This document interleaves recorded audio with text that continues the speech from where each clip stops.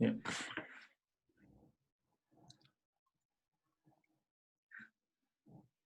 Yeah. Joseph now, so it's good.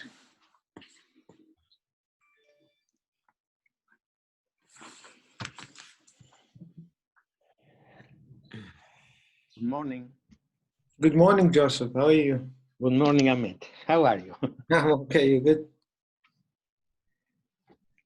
Everything fine. Yeah, good. So shall we start in 4 minutes? Just wait for. Yeah. I wait days. until you say to me. You indicate when I begin, and I do. Sure.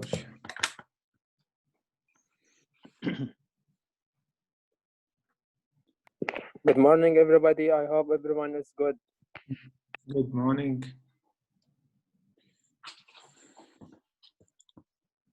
Good morning, everybody. Good morning. Hi.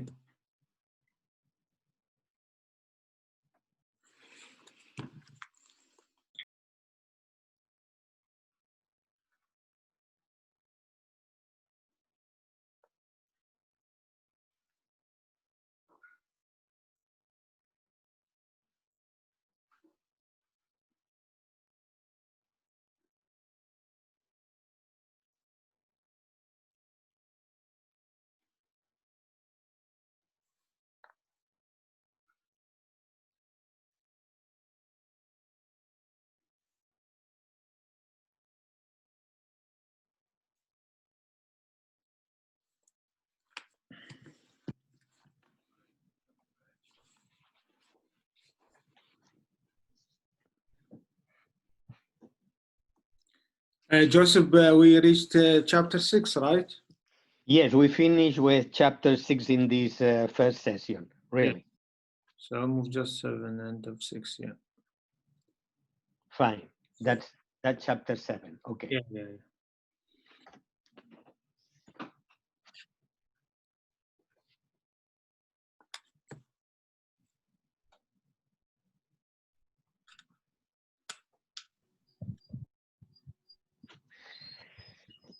So. Hello. Good morning, everybody. Good morning. Morning. Thank you. Good morning, Well Mr. done. Ali. Good morning, أستاذ أحمد. How are you? يلا اسمعكم. Okay.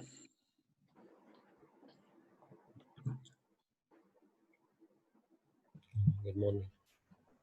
Good morning, Mr. Allah. Good morning, Mr. Ahmed. أستاذ ظافر أستاذ جان صباح حبيبي الخير. سعدنا صباح الخيرات. اوكي انا عندي مال ذاك الاسبوع ما عندي مال اليوم. اي مو احنا هو نفس اللينك مال اللي بس ما ظهر مو فعال يعني ما اعرف. ماشي.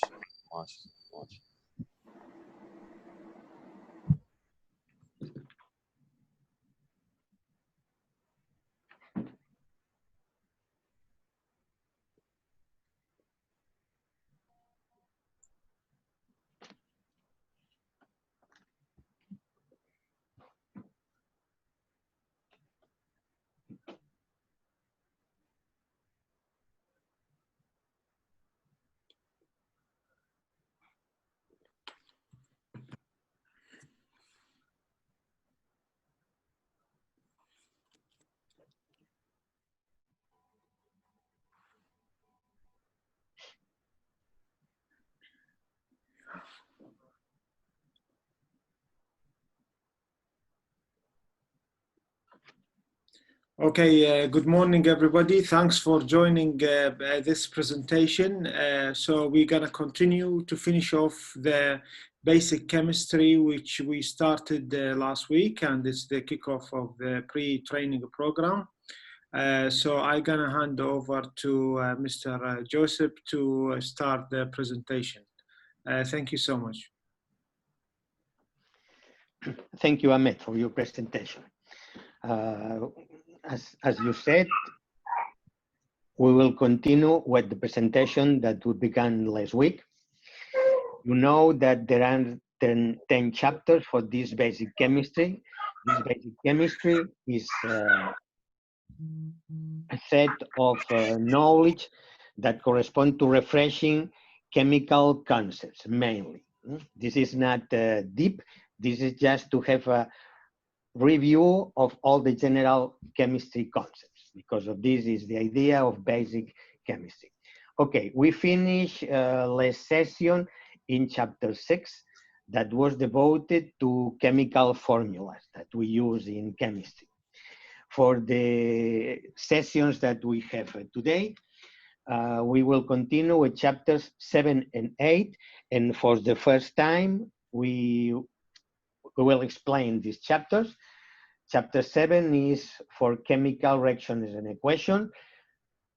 Chapter 8 is for heat of reaction. And in the second part of our pre-training, we'll explain chapters 9 and 10. Chapter 9, it will be for reaction rates in catalyst.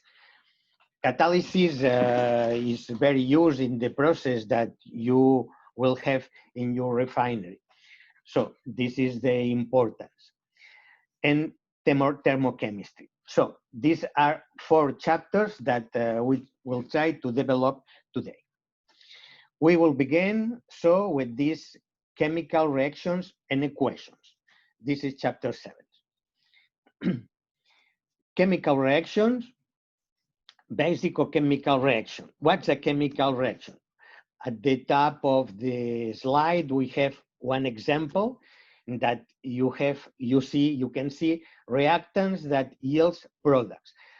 The chemical products that we use to produce a reaction, we call reactants, and the chemical products that are produced, these new products that we have, are called products. A chemical reaction is a process in which one or more substances, also called reactants, are converted to one or more different substances, known as products. Substances are either chemical elements or compounds. Every kind of substance could be a product. In many cases are compounds, but sometimes we produce chemical elements. This is a way that in nature we find the majority of them in the form of compounds, and we have to isolate the element that we need. In the example that we have, you see that there is glucose, C6H12O6. This is this condensed formula that reacts with oxygen, 6 molecules of oxygen, to give 6 molecules of carbon dioxide and 6 molecules of water. This reaction takes place in our body when we need to produce energy. And this is the idea that carbohydrates, glucose is one of them, it's very important, is our fuel just to get energy. A chemical reaction rearranges the constituent atoms of the reactants to create different substances as products. The properties of the products are different from those of the reactants. We have some species in the way of reactants, species that many times are maybe compounds, and we rearrange the atoms of these molecules and we get the products. Chemical reactions differ from physical changes. This is a thing that I try to emphasize a lot, which include chemical changes, changes of state, such as ice melting to water and water evaporating to vapor. If a physical change occurs, the physical properties of a substance will change, but its chemical identity will remain the same. This is the contrary that we can find in a chemical reaction. In a chemical reaction from reactants, we got products that have a behavior that could be very different and the properties very different from reactants. So glucose and oxygen are very different from carbon dioxide and water that we have in the reaction that we have written at the top of this slide. Please, if you go to the next, Ahmed. This is other example, is illustrated with the shapes of the molecules that we use. You can see that during a chemical reaction, we do not lose any atoms. This is very important. That we have is a rearrangement. In the process, we have some species and we rearrange atoms to other species. We play atomic sized Legos, meaning that we break apart the bonds that hold atoms together and rearrange them to make new substances. What can you see in this example? Look, in this figure, we can see methane molecule. Methane molecule, remember, is a carbon atom just bonded to 4 hydrogen in the shape, as we saw in the last session, of a tetrahedron. So this is as a big ball with 4 little balls inserted in it. All the bonds are identical. Methane is able to react with 2 molecules of oxygen. Look that these oxygen molecules are represented in red color by 2 oxygen atoms that are bonded as well. This is a kind, including for methane or for oxygen, of covalent bonded, in that there is a cloud of electrons that surround all the nucleus of the atoms that we have. So these 2 kinds of molecules that we have, in that if we account all of them, we see that there is, to the left of this reaction that we have illustrated here, 1 carbon atom and 4 hydrogen atoms with 4 oxygen atoms. If we look to the right, that the shape has changed because you can see the carbon dioxide molecule that is formed by a carbon atom with 2 oxygen atoms. So methane has rearranged its shape. It seems that methane released the hydrogen atoms that react with oxygen at the same time. And you can see to the right of the reaction a carbon atom with 2 oxygen atoms. This is carbon dioxide, and the shape is more or less like this. Is in a way in that there are equilibrated oxygen and carbon, and they are in a same line. And you can see to the right 2 water molecules. The water molecules, like this, have an oxygen atom with 2 hydrogen atoms, but in this way that is different from you can see in the carbon dioxide that hydrogen are not in a symmetric shape. They are more at one side of the oxygen atom, both.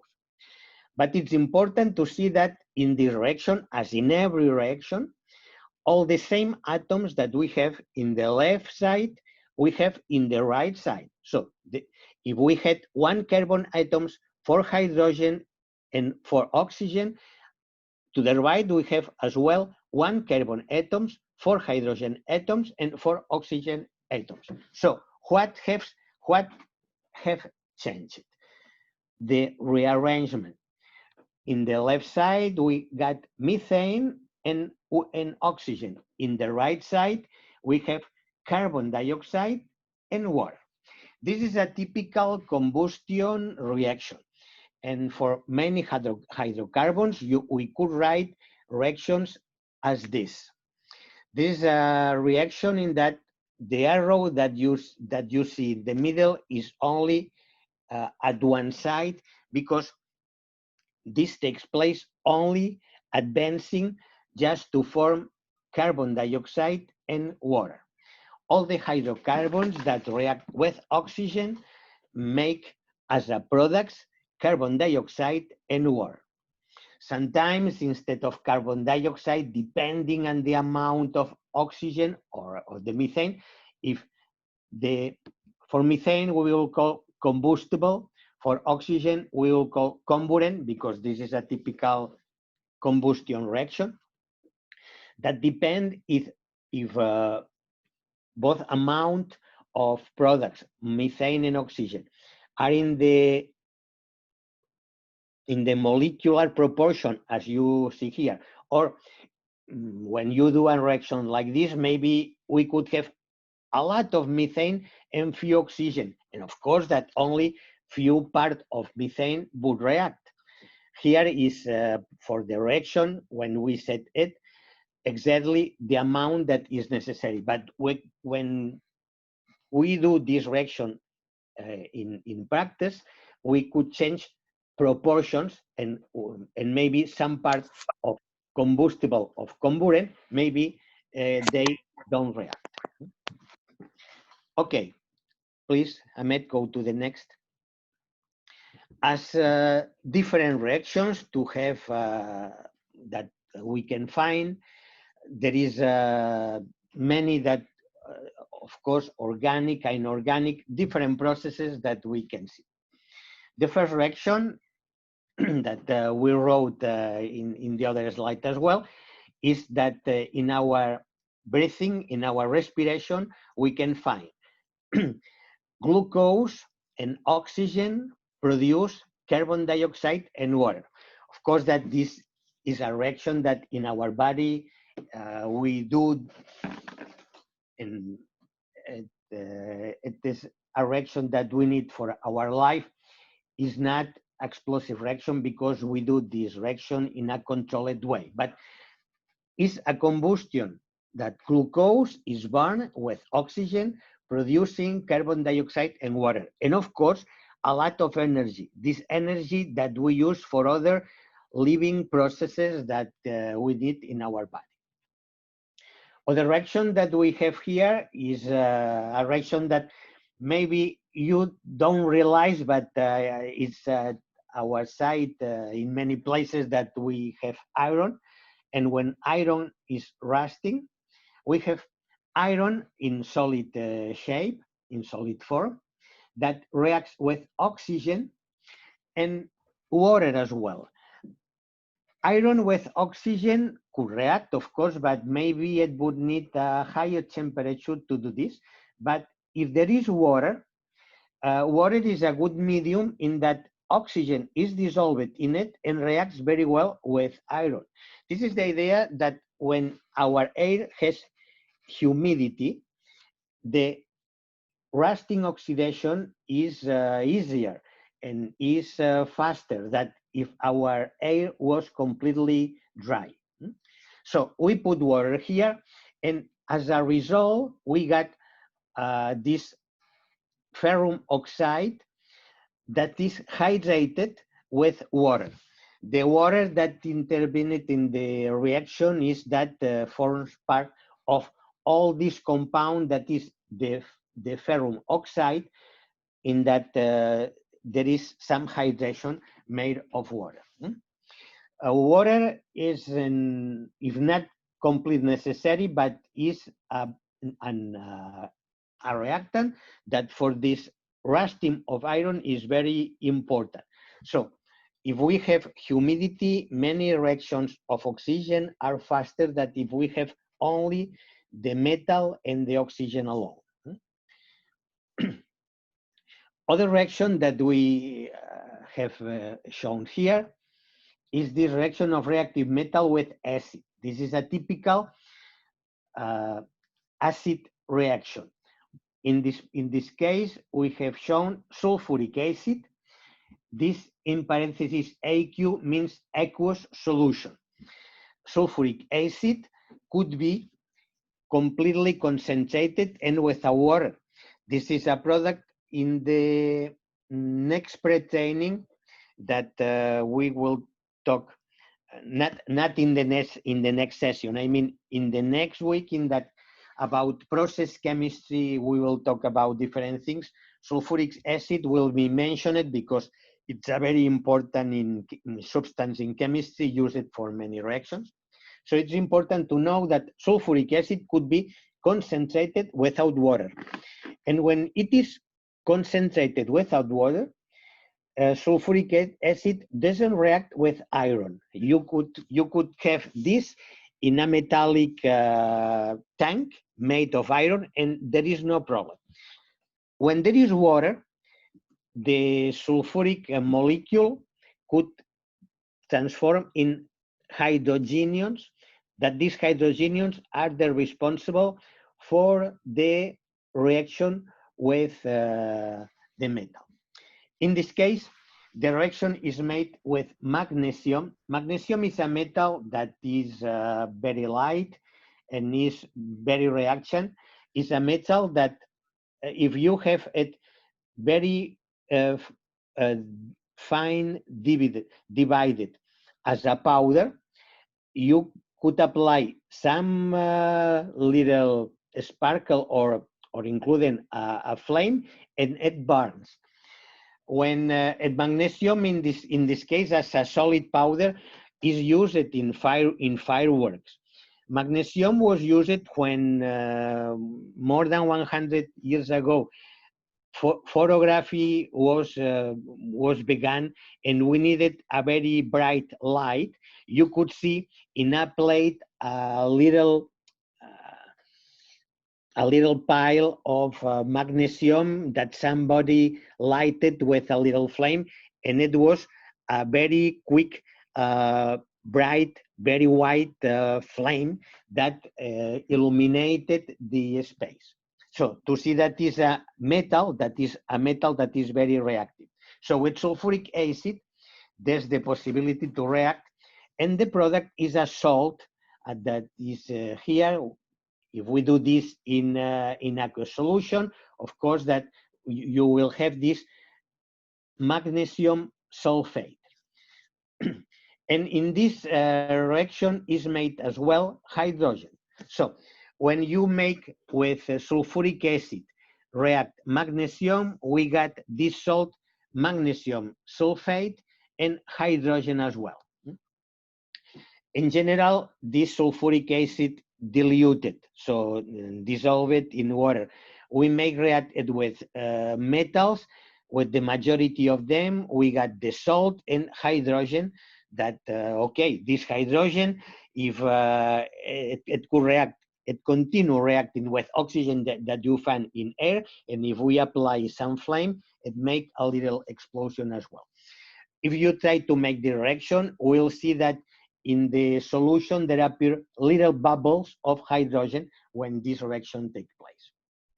Other reaction that we see below is the reaction of carbonate with acid. This look is acid, but it's other kind of acid. For sulfuric, we call a kind of oxyacid because in the molecule there is oxygen. For hydrochloric acid, this is other kind of acid. There is no oxygen in the molecule. Hydrochloric acid is a very common acid as well. It's formed by chlorine and hydrogen. Hydrochloric acid is the solution of this gas. If you put together and we make react chlorine with hydrogen, we get hydrochloric acid, but in a vapor way. If we dissolve this gas in water, we got hydrochloric acid. So hydrochloric acid is a water solution of HCl. That is the gas that is produced with chlorine and hydrogen. Hydrochloric acid has this acid property that when reacts with calcium carbonate, I talked about this the other day, is a substance very common in nature, is that we call marble. There are many quarries of marble, and you know that it could be attacked by hydrochloric acid or by acid. So marble, this is to be carefully, if you have this hydrochloric acid. Hydrochloric acid is used for cleaning at home. So it's a cleaning product that you could buy in a supermarket or in a place in that there are products just for cleaning at home. This is to use very carefully. If you use hydrochloric acid, be careful. Use some gloves to protect your hands. Be careful to touching it. for a little touch, if you wash your hands immediately with water, no problem, but don't retain hydrochloric acid in your hands. If you wet your skin, please wash it immediately. Hydrochloric acid could react with sodium carbonate, and the products that we could get would be calcium chloride. This calcium chloride would be a salt as well. Calcium chloride is not soluble, it's very little soluble. So some water is produced as well, but the solubility of calcium chloride in water is very small.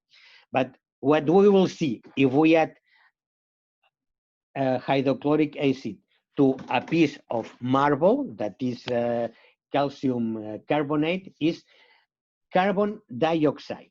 This is a gas. If you put some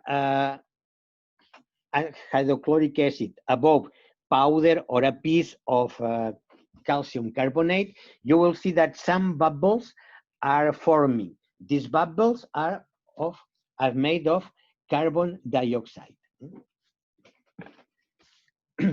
This is a reaction that you could do at home. This is not recommended that you spoil a piece of marble doing this. If you have some powder of, instead of calcium carbonate, sodium carbonate, you could do this in the same way. Other reaction, just to mention it, is this reaction of an alkaline metal with water. Sodium is a metal, is an alkaline metal.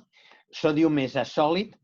Sodium reacts very, very fast with water when with the humidity of the air. Sodium, to be conserved, you must have this inside an oil liquid. Otherwise, it would be oxidized and the surface is of a gray color.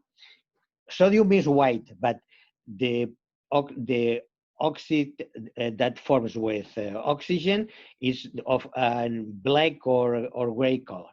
So it's a metal that including is a soft metal. With a knife, you can cut it into slices, into little pieces. This is not a hard metal, this is a soft metal.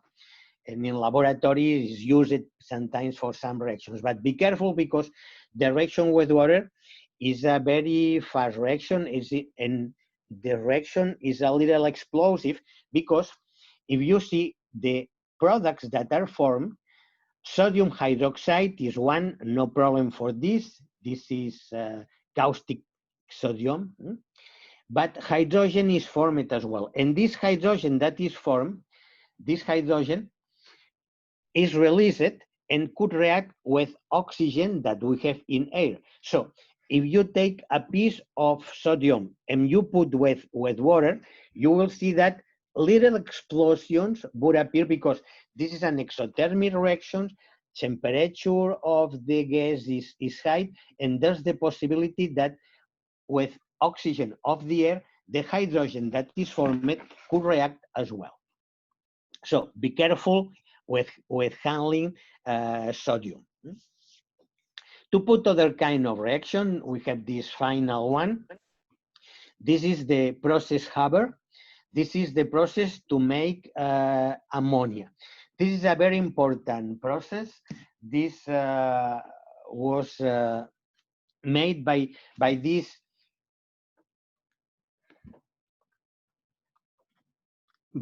person, Haber, that was a chemist, a German chemist, and during the 10th of the 20th century, this person worked with the possibility to making fertilizants. Ammonia is a very useful product in our industries and is the base to produce fertilizants for our crops, for our fields. If you take nitrogen and hydrogen, they could react producing ammonia, but this is not a reaction that is very easy to get. Nitrogen and hydrogen, if you put this at atmospheric pressure and at to to say ambient temperature, it doesn't take place. It's a very slow reaction, it doesn't take place. Maybe you need a catalyst, we'll see this afterwards. And we need to enlarge pressure and temperature. And in this case, we could get this reaction. So you see nitrogen is a molecule made by 2 atoms and with a covalent bonds. Hydrogen is as well a molecule made with 2 hydrogen atoms with covalent atoms. And we got ammonia, that ammonia at the same time is made with covalent bonds. So it's very important, and the name is from the chemist that discovered it or that knew the way to produce industrially this kind of reaction. And because of this, it is mentioned as the Haber processes. Okay, Hamed, if you go to the next.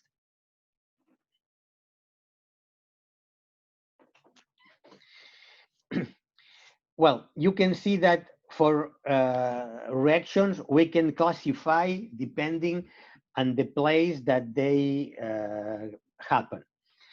We say that, that reactions could be homogeneous or heterogeneous. What does it mean?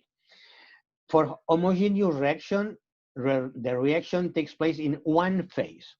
One phase could be in gas phase, could be in liquid phase, could be in solid phase, but only produced in one of these phases. Many homogeneous reactions take place in gaseous phase or in liquid phase. But when we have substances in different phases and we may react these substances, we have that we call an heterogeneous reaction. The reaction takes place in the presence of 2 or more phases. There could be 3 phases at the same time, solid, liquid, and gas. But with 2 phases, we call heterogeneous.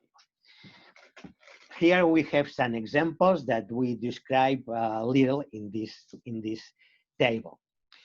The homogeneous and heterogeneous reactions at the same time, we could classify as non-catalytic and catalytic reaction. Non-catalytic means that we have only the reactants and we don't have to add any catalyst to produce the reaction.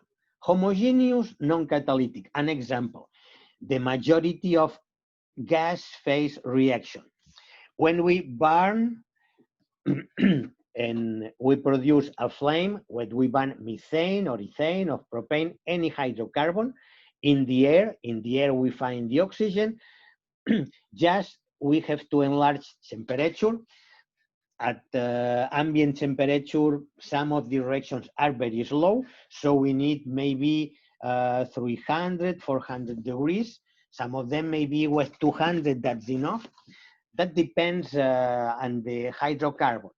For some of them, 400, 500 degrees necessary. Because of this, in a flame, we can find this temperature. This is the idea that when we have this flammable mixture, we have to apply a sparkle or a flame just to have this little point in that this temperature happen, and the reaction is so exothermic that it is all the mixture in a very short time. This is with a reaction that is for all of the mixture. I say that is non-catalytic because it's only necessary the combustible and the component. An example of homogeneous reaction that we need a catalyst is most liquid phase reaction in colloidal system. With a catalyst and in liquid phase in our body, many reactions take place. And these catalysts that we need are enzymes that are produced by our body. But without the enzyme, the reaction wouldn't take place. We will see the effect of catalyst in other chapter, and in chapter 11, I see. For heterogeneous non-catalyst, for example, we have here burning coal. Coal is a solid.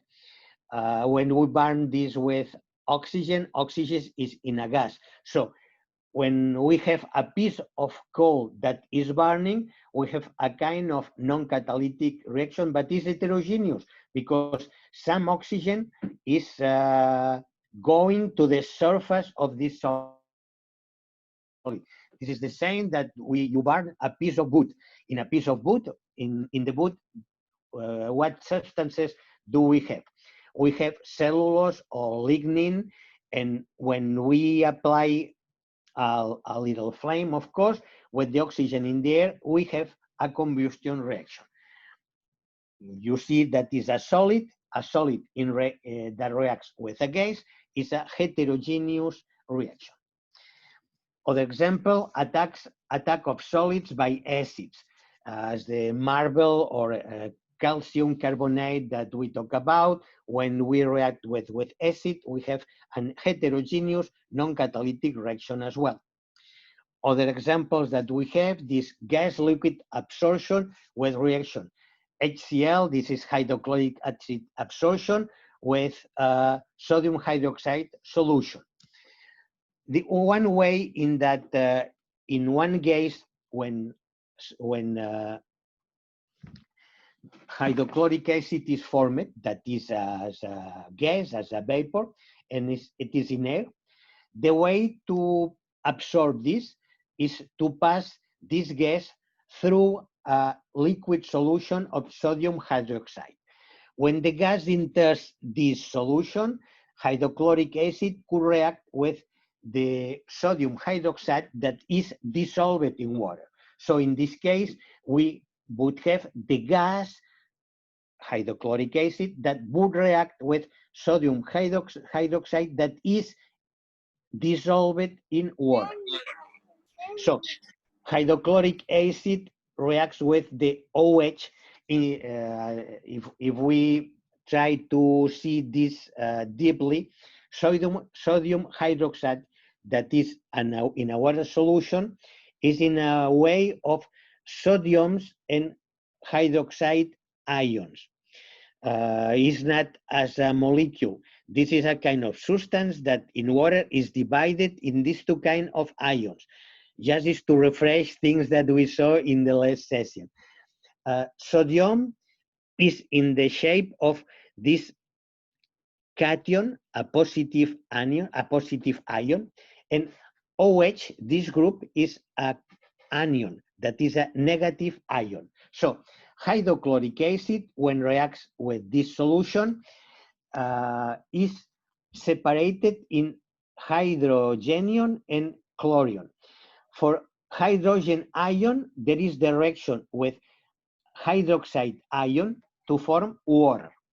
And this is the reason why vapors or gas made by hydrochloric acid could react with sodium hydroxide solution to form water.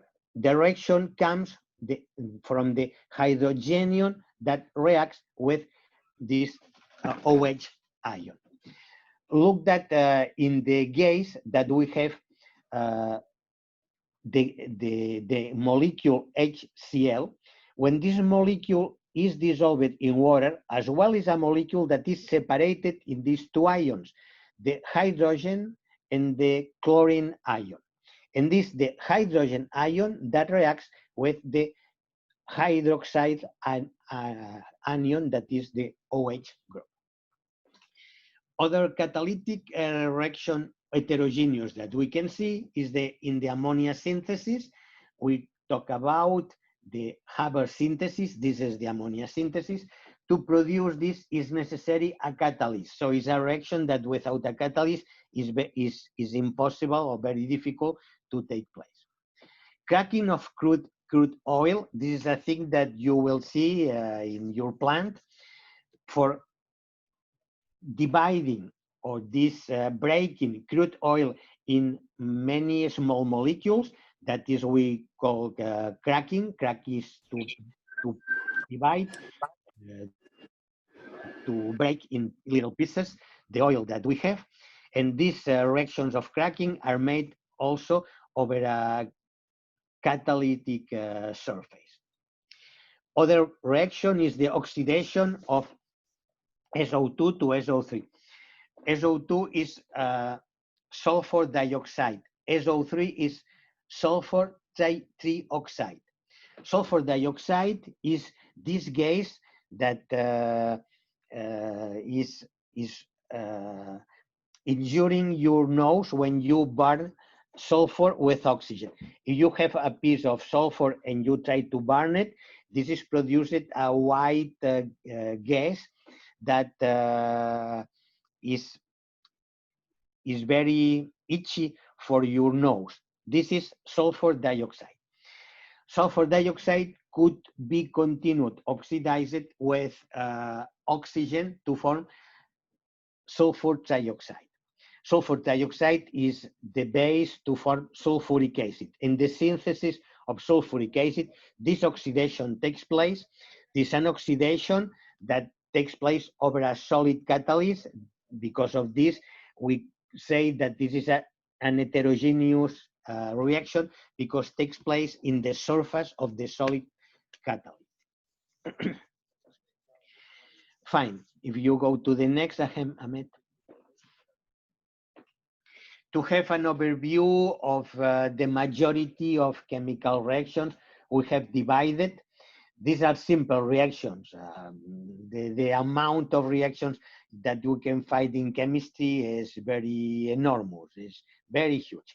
But the majority of them could be classified in these 4 or 5 groups.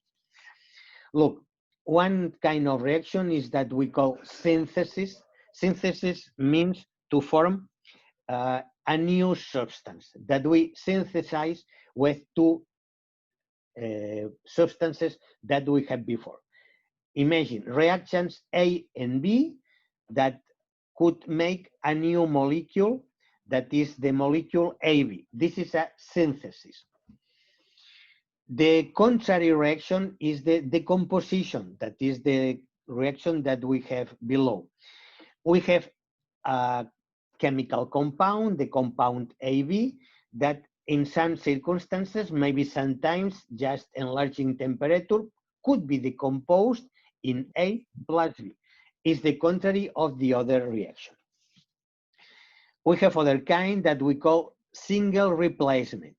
Look, in a single replacement, you see that a substance that is formed by species A and B, the molecule AB, could react with other kind of compound, the molecule C in this example, and this molecule C or atom C could react with one of them, imagine with A, to form the compound AC and release the other B. This is called single replacement because in the molecule that we have the species A and B, B species was replaced with C species. One little more complex of this kind is that we call double replacement.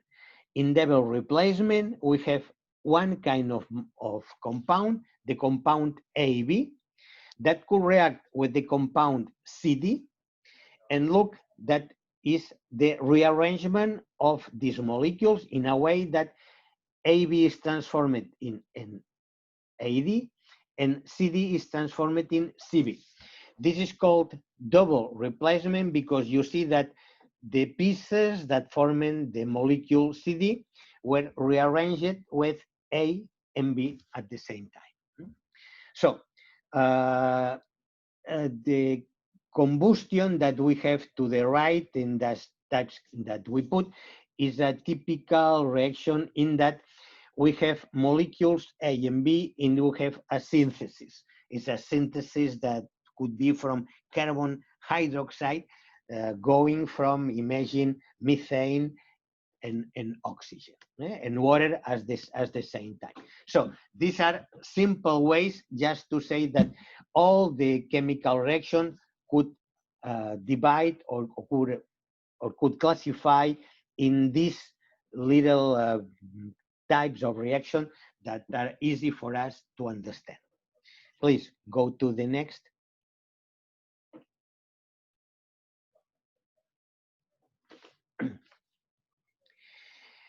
we saw reactions, but in the reaction, when we formulate it, we write what we call a chemical equation. It's similar to a mathematical equation. Because of this, we save the name of equation. Chemical equation, because atoms are neither created nor destroyed in a chemical reaction, the total mass of products in a reaction must be the same as the total mass of reactants. This is very important as well. When we deal with matter in a form of reactants, we got a form of products, but the matter continue being the same. So it's important to know in what proportion it takes place. Chemical equations. Chemical reactions are described by chemical equations, and this is in a quantitative way that we use just to know the amount of one substance that will react with other substance. And with these examples, you will see what we mean. The reaction between hydrogen and oxygen to form water is represented by the following equation. Look, this is an equation. In this equation, it said that two hydrogen molecules react with one oxygen molecule to form two water molecules.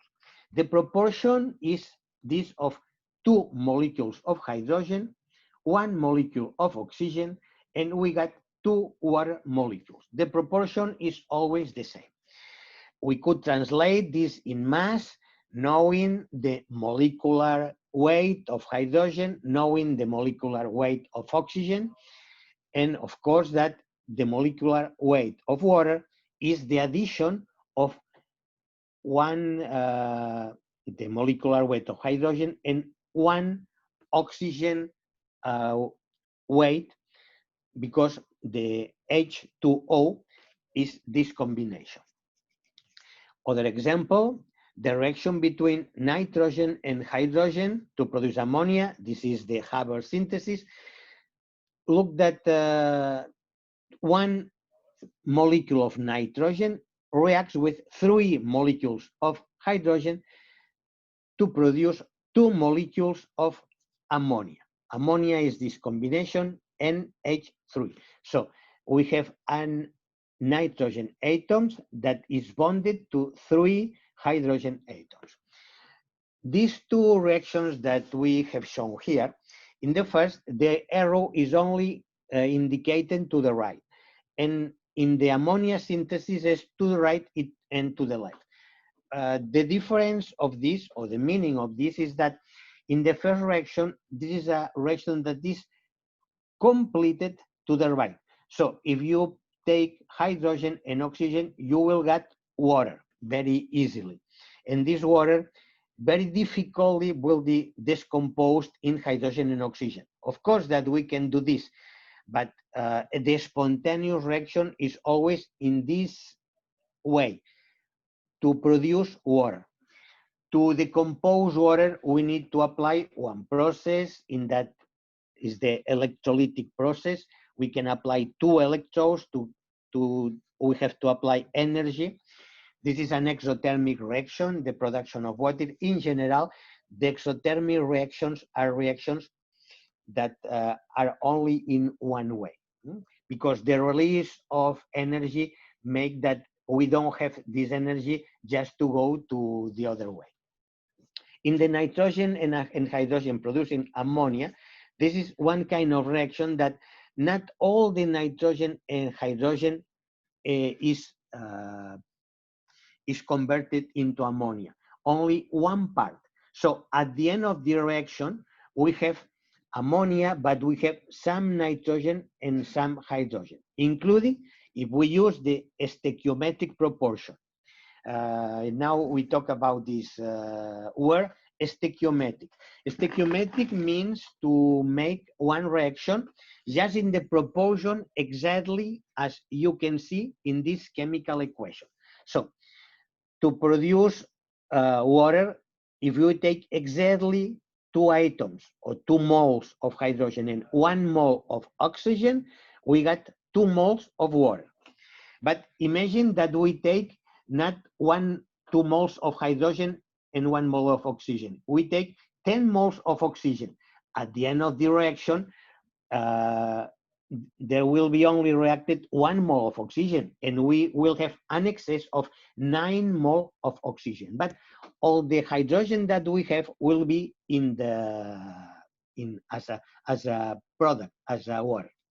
What I mean with the other reaction, this ammonia reaction, we could go with 1 mole of nitrogen, 3 moles of hydrogen.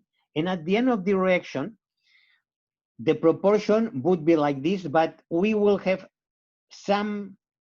we won't have expended all the mole of nitrogen, all the moles of nitrogen. When we end the reaction, including going with the stoichiometric proportion, we will have all the species at the same time. And because of this, we put this double arrow indicating that this is a kind of reaction that goes to the right and to the left. To the right, we go the direct side. To the left, we go to reverse side. So ammonia could be decomposed easily in nitrogen and hydrogen at the same time. Okay? Okay, go to the next, Ahmed. Thank you. Some chemical equations more that we can see here. It is often useful to indicate whether the reactants or products are solids, liquids, or gases by writing this letter in parentheses, the S, the letter S, the letter L, or the letter G after the symbol.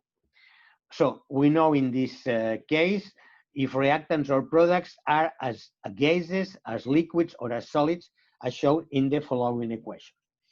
For this reaction, hydrogen and oxygen that produces water, hydrogen gas, oxygen gas could produce hydrogen gas. Of course, that water gas, excuse me. This water gas, this is water that if we do this in the air, could be mixed with air and will disappear.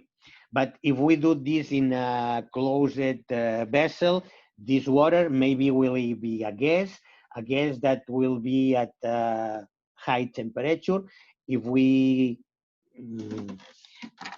try to decrease temperature just to cool it, maybe we will get liquid water. But at first, this reaction made with gases, hydrogen, oxygen, we will get water as a gas.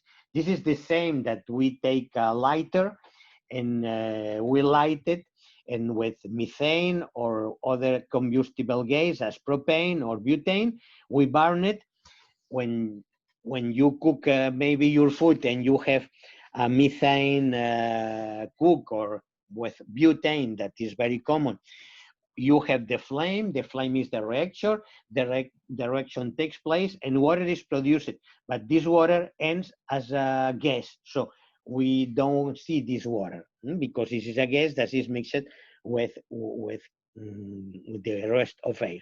But if we try to cool these combustion gases, you will see that maybe you could condensate some water, because water is part of the products that are produced.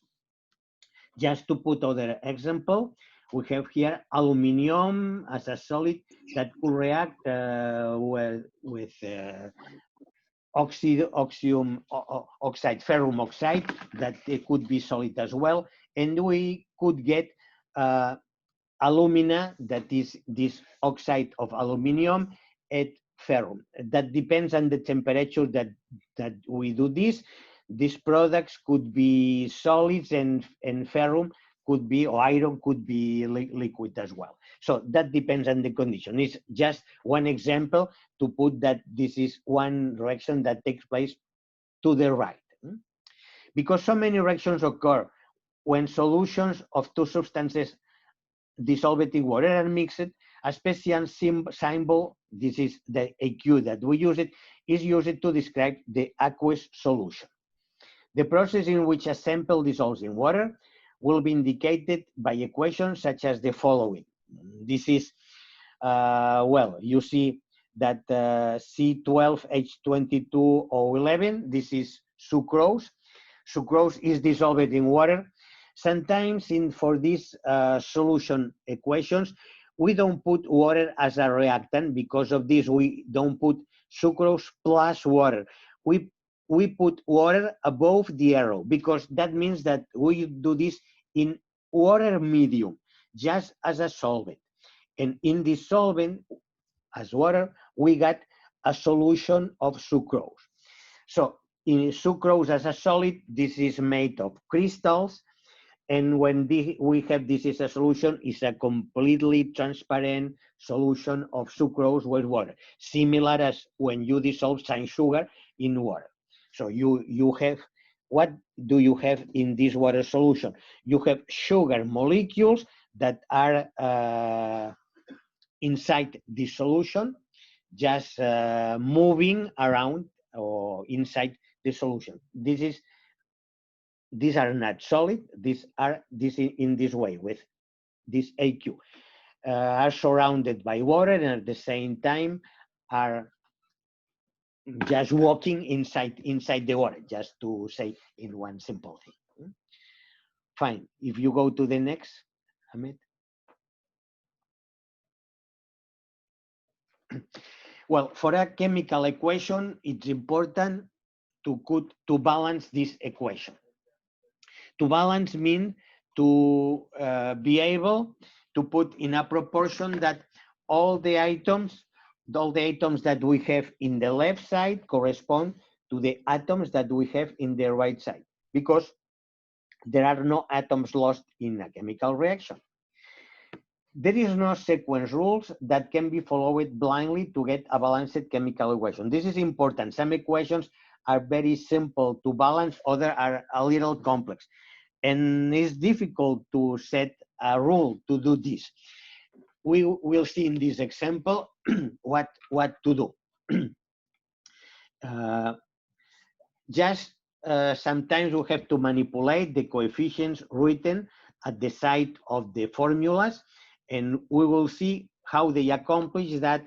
The number of atoms that we have to the left will be the number of atoms that we have to the right. To balance means this, that we will equilibrate all the atoms that we have as a reactants as a products. Example, we consider what happens when propane is this C3H8. When propane burns, propane 3 carbon atoms is a simple hydrocarbon as well, burns in air to form, as all of hydrocarbons that we mentioned, carbon dioxide and water. The first thing to look when we have to balance our equations are the relationship between the two sides of an equation. You see, we write C3H8 plus oxygen to give carbon dioxide and water. We can have a look at these different kind of atoms that we have at every side, and it is easier to balance the carbon or hydrogen atoms, because you can see that carbon at the left side, we have only this in propane, in this molecule. So in the right side, carbon is only in the carbon dioxide molecule. If we have the 3 atoms in the left side, we will have to appear 3 atoms in the right side. So to balance carbon will be easy. To balance hydrogen, we see that hydrogen in the left side is only in the propane molecule. We have H atoms. And in the right side, it's in the water molecule. We have 4 atoms, 2 atoms. So we see that it will be easy, because 8 atoms for 2 atoms, if we get 4 molecules of water, it will be good. We will see this in the next slide, but wait here a moment. But to balance oxygen, at the first look, is a little difficult, because in the left side, oxygen, it's only in the molecule oxygen. But if you look at the right side, We have oxygen in the carbon dioxide and in the water. So how is divided in both? Well, to resolve this problem, we will begin with carbon and hydrogen that we saw that these are easy to balance. And we make the additions of all the oxygen to the right, and we will transfer to the left side. We will see this in the next slide. Please, Ahmed, go to the next. Look, at the first step, as I mentioned, is the carbon that we could balance in every side. We have 3 carbon atoms in the propane, so we put 1, 3 before carbon dioxide. In this way, we know that this carbon is adjusted, is balanced. 3 carbons to the left, 3 carbons to the right. Now we can balance hydrogen because there are only hydrogen in this molecule of propane to the left and in water to the right. These 8 atoms of hydrogen to the left could be balanced by putting 4 atoms to the right. Look, in the reaction that we have in the second row, fine, here, we put one number 4 before water. In this case, if we account for hydrogen, this is fine that we have 8 atoms in propane and 4 molecules with 2 atoms every water molecule means 4 atoms to the right. Fine. To this place, everything is well. So is oxygen that now we have to finish with it. How to balance it? Because we can see that the right side is now with 3 molecules for CO2, 4 molecules for H2O. That means 3 carbon dioxide molecules, 4 carbon dioxide water molecules. Well, how many atoms have we to the right? 3 multiplied by 2, 6 oxygen atoms in carbon dioxide and 4 in water. If we make the addition of both, we have number 10. The molecule of oxygen is a molecule made up of 2 atoms. So if this is multiplied by 5, we will get 10 oxygen atoms. So we put number 5 molecules of oxygen in this side, in the left side, and we have all the balanced chemical equation. Can you see? So the equation is not balanced at in one step. You must do this in these different steps. In combustion, this is really that this is not a very difficult equation to balance. And sometimes for hydrocarbons of this kind, that means saturated hydrocarbons, because all the saturated hydrocarbons are all this kind that the number of carbon atoms and hydrogen atoms are that the number of hydrogen is the number of carbon multiplied by 2 and added with 2. If you multiplied C3 by 2, you have 6, 3 multiplied by 2, 6, and if you have 2, you have number 8. Because all the saturated hydrocarbons have the group CH2, CH2, CH2, as you saw in the formulas with hydrocarbons. And at the end of the molecule, we have CH3, CH3. So for all the saturated hydrocarbons, there is a condensed formula in that many times you will see CnH2n plus 2. And when we have a generalized formula of this kind, there is the possibility to generalize a reaction like this. But it's interesting that you see the way or the steps that you follow to make this balance. And the first is that atoms that are only in one side and the other side is the atoms that you must balance, and afterwards the atoms that are in both sides that at the first look are impossible or very difficult to balance. Fine, go to the next, Ahmed.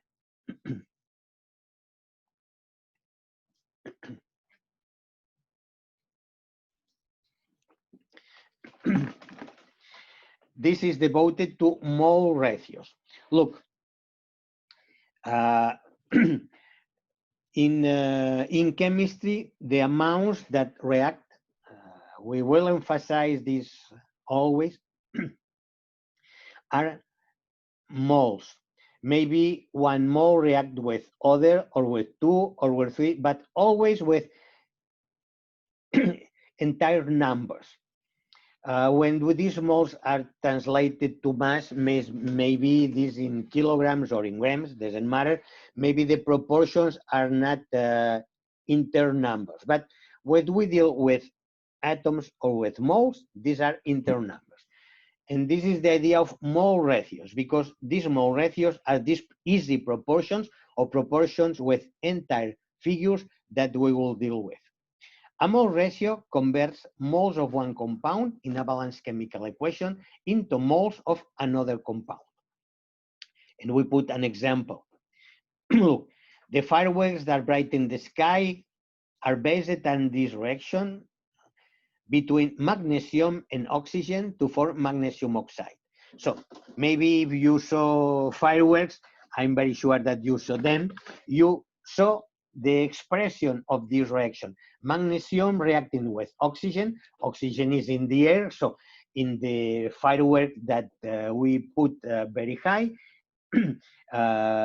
we have concentrated magnesium. Sometimes we have more powders of other products that will react with oxygen as well. And just with a little sparkle, we have all the oxygen around this magnesium that is in the air, and the reaction takes place as you can see here, and oxygen magnesium oxide in the solid weight is made. Magnesium oxide is a solid. So we have a reaction in that a solid reacts with a gas, oxygen, to produce a solid. The proportion means that two atoms of magnesium react with 1 mole of oxygen to produce 2 moles of magnesium oxide as a solid. This is balanced, as you see here, because the number of atoms is the same in the left side that in the right side. The balance equation for reactions can be used to construct 2 unique factors that describe the relationship between the amount of magnesium and oxide consumed in this reaction. So when we want to put this in a quantitative way, and the amount that we have is not inter number of 1, 2, or 3, and it's a little more complex as a fraction, as a decimal, as you can see here at the bottom, the way to say, imagine, we can select the correct mole ratio to convert moles of magnesium into an equivalent number of moles of oxygen. How do we do this? Assume that we want to calculate the number of moles of oxygen needed to burn 0.4 moles of magnesium metal.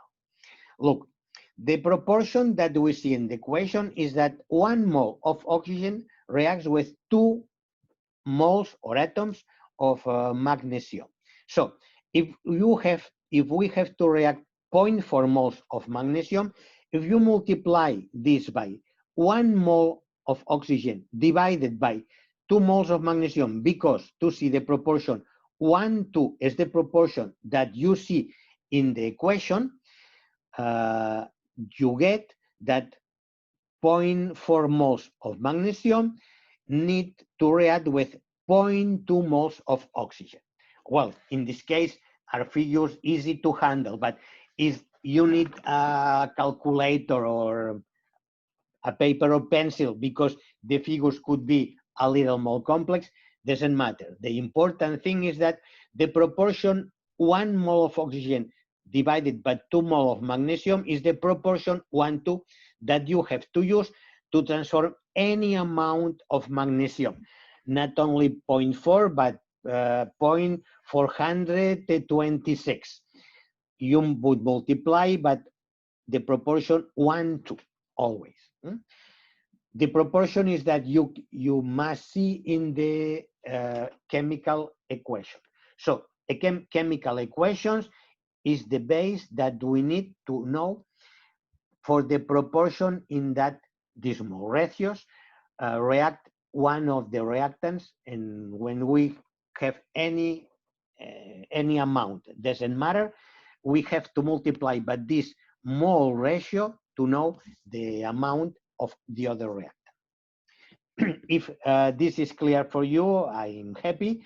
If you have any doubt, at the end of the session, we can we can explain something else. I don't know if you have used this in your job. Maybe sometimes you have to change something in your reactions, and you will have to use this. Fine, Ahmed, please go to the next. Okay. Heat of reaction. This is just one new chapter. Just to finish with this chemical reaction, we will see this heat of reaction, and we'll finish this first part, and chapters 9 and 10 we will use for the second part. Okay, you know that in the reactions there is heat in the middle as well, in the majority. There are some reactions that have to deal with few heat, and maybe they are made that are releasing few or absorbing few heat, but the majority of them, there are reactions in that heat is produced. If heat is produced, we call exothermic reaction, and if heat is absorbed, we will call endothermic reaction. In this figure that we have to the top, we'll see that when we make a reaction, and most of reactions are in this way, heat is released. When we put some acid and base in one reaction, some heat is produced. You see that if we make this in Erlenmeyer, as you can have here, you see that it is heated a little. For exothermic reaction, many reactions are of this kind. We know that products that are produced when we put some reactants are at a higher temperature than products. This is exothermic. For endothermic reactions, we see the contrary, that maybe the products that we introduced, when they react, they cool. So we say that reaction is endothermic. The heat of reaction determined at constant pressure is also designated as the enthalpy of reaction, and it is represented by delta H. Delta H means the enthalpy of the products minus the enthalpy of reactants, and this is tabulated for many reactions. Sometimes if you have a new reaction, maybe you have to calculate this. Is maybe in your job is not a thing that you will have to do directly, but for chemical engineers, this is a very common thing, because when there is a design of any product, and we know, and it is necessary to know the needs, if we have to heat or we have to cool, we have to know what is the reaction heat, to know if the reaction is exothermic or endothermic, to know if we have to heat or to cool. If the heat of reaction is positive, the reaction state is endothermic. If negative, is exothermic. Enthalpy is the amount of heat transferred during the reaction. We say that an exothermic reaction is done that loses heat. When this heat is lost, where this heat is lost? This heat is lost to the surroundings. If the surroundings are, if we are isolated from the surroundings, that happens that this heat that is released will increase the temperature of the products that are made. So in many chemical reactions that we produce in the industry, we have to cool the walls of the vessel in that direction is produced, just to avoid that the temperature of this reactant increases. Otherwise, if we isolate it, it will increase temperature. This increase of temperature sometimes is a thing that we have to avoid because it could produce other reactions that maybe we don't want, or they could be for us harmful. An endothermic reaction is that gains heat from the surroundings. Delta DH is positive in this case. For this kind of reactions, maybe when we do this industrially, instead of cooling, we have to heat. Otherwise, the heat that is needed for the reaction, it will be taken from the reactants, and these reactants will cool. And when they will cool, maybe, we will see this afterwards, the speed of reaction will decrease and maybe it won't take place. Temperature is a thing that we will see, is an important factor,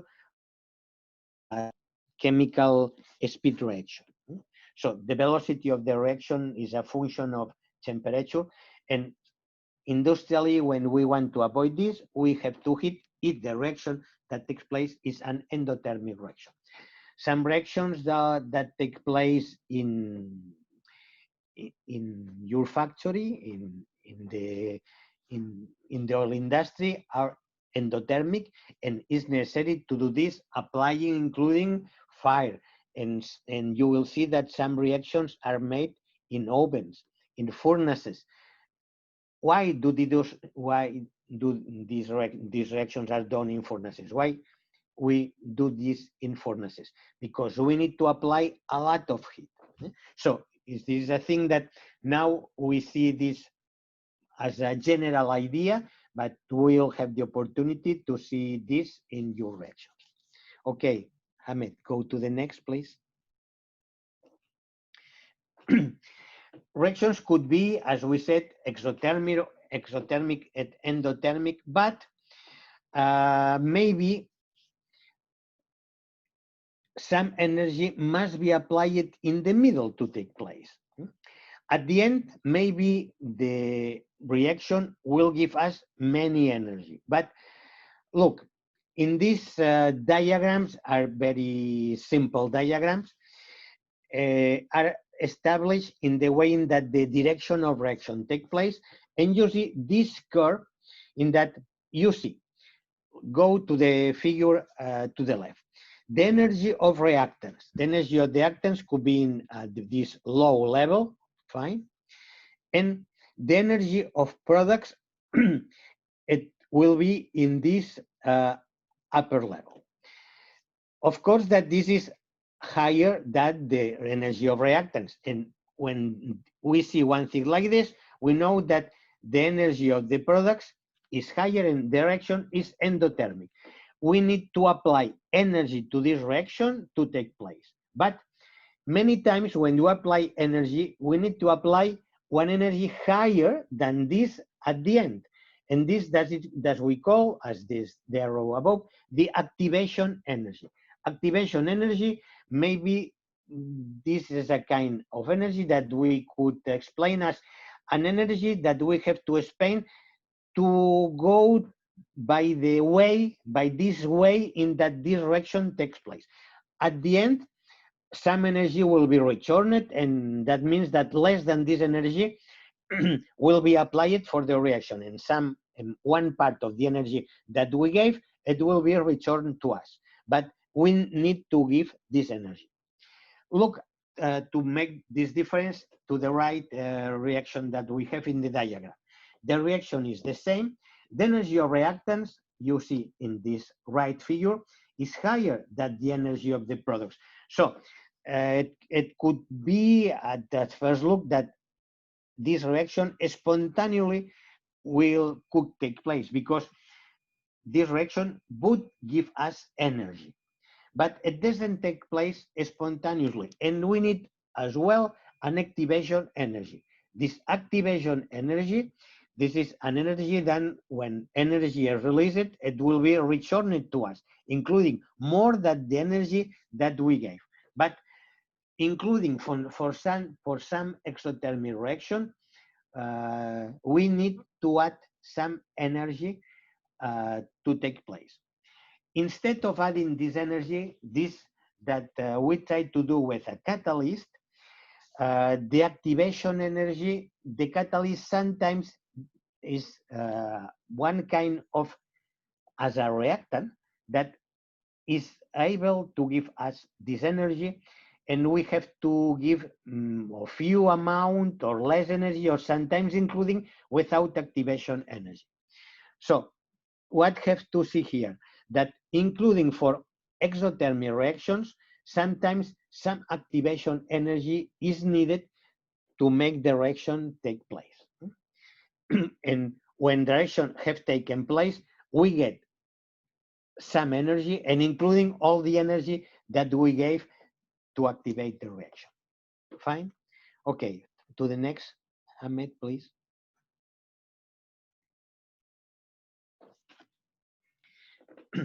When we make calculations or when we have to make calculations about the heat that we have to apply in our reactions or to have to remove, we are based in two kinds of heats that we find tabulated. Many people was working during 150 years about it. And now in many books we can find this. Now instead of books in some data banks, we find these amounts. All the things that we found in books now are in data banks, and for calculations, for design of many things, we go to a data bank to get information necessary for it. Heats of formation and combustion were two kinds of heat that we tabulated more or less easily. Combustion heats are very common because combustion reactions are reactions that are easy to do. In calorimeters, are most of them don't. And look that in combustions, we can get a substance, a compound, that it could be a pure compound. Just we could make react with oxygen, and we could get carbon hydroxide and water, that are substances that are very known. So if we measure the amount of this, we have the amount of heat that is released during this reaction. This is the amount of heat that it could be used to produce carbon dioxide and water. And with these reactions, for every hydrocarbon, we could know the combustion heat of the hydrocarbon. The prediction and measurements of heat effects that accompany chemical changes are important to understand and use chemical reactions. If the vessel containing the reaction system is so insulated that no heat flow into or out of it, it would be an adiabatic condition. When we have a vessel of reaction and we have completely isolated, we have that we are making this reaction adiabatically. So when we isolate it to avoid the inlet or outlet of heat, we say that we are working in a adiabatic condition. So the heat effect that accompanies the transformation may be manifested by an increase or decrease in temperature, as the case may be of the substances present. When we make reactions in an adiabatic way, if some heat is released, the temperature of the products will enlarge. If the reaction is exothermic, and we make this in adiabatic medium, the temperature of the products will decrease. Accurate values of heats of reaction are necessary for the proper design of equipment for use in chemical processes. These data usually take in the form of standard heats of formation and heats of combustion. So for compounds that are made of different chemical species, we tabulate that we call heats of formation. And for combustion, as I said, that is made in devices that are called combustion devices, and are made especially to measure the heat of combustion. These are the experimental ways that we use to get this combustion or this formation heat. Please, Ahmed, go to the next.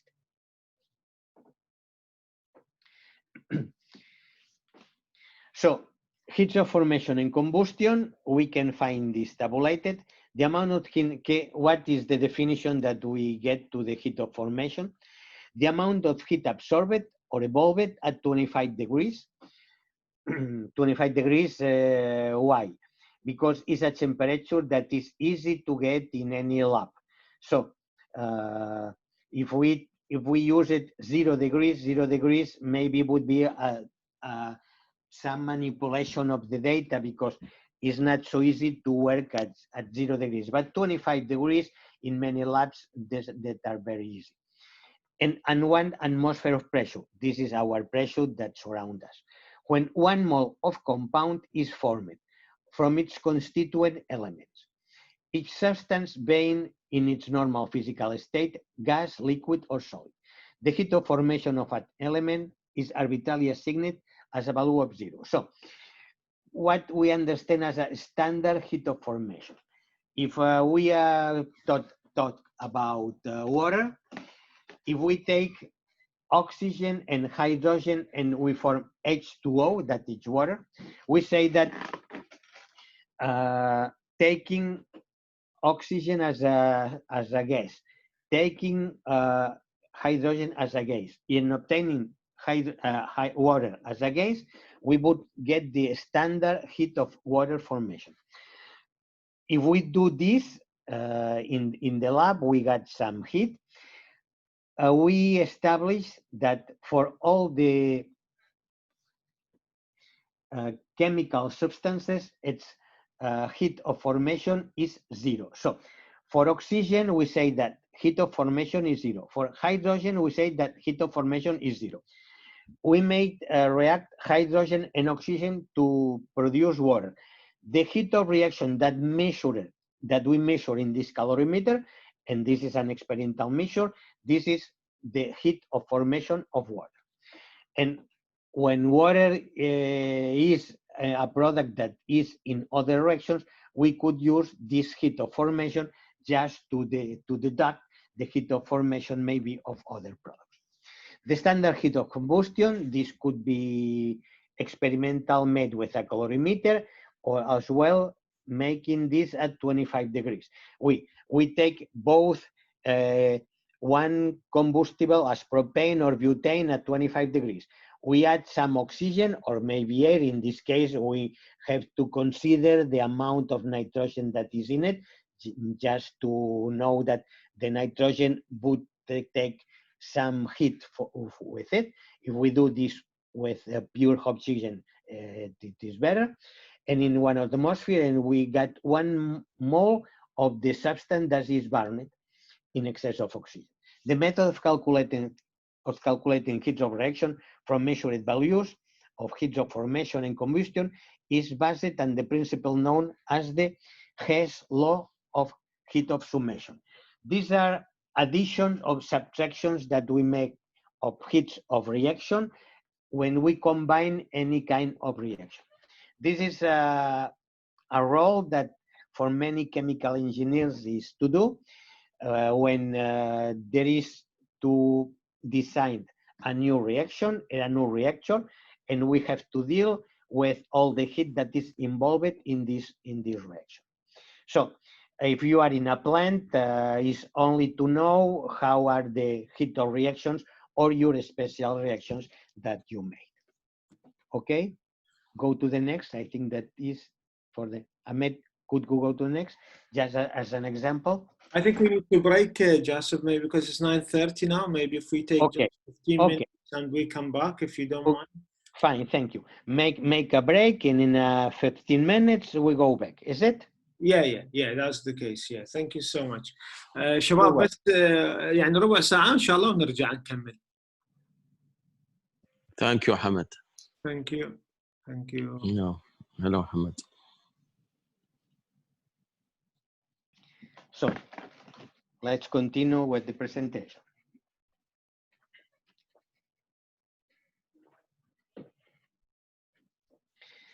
Well, you see here on a slide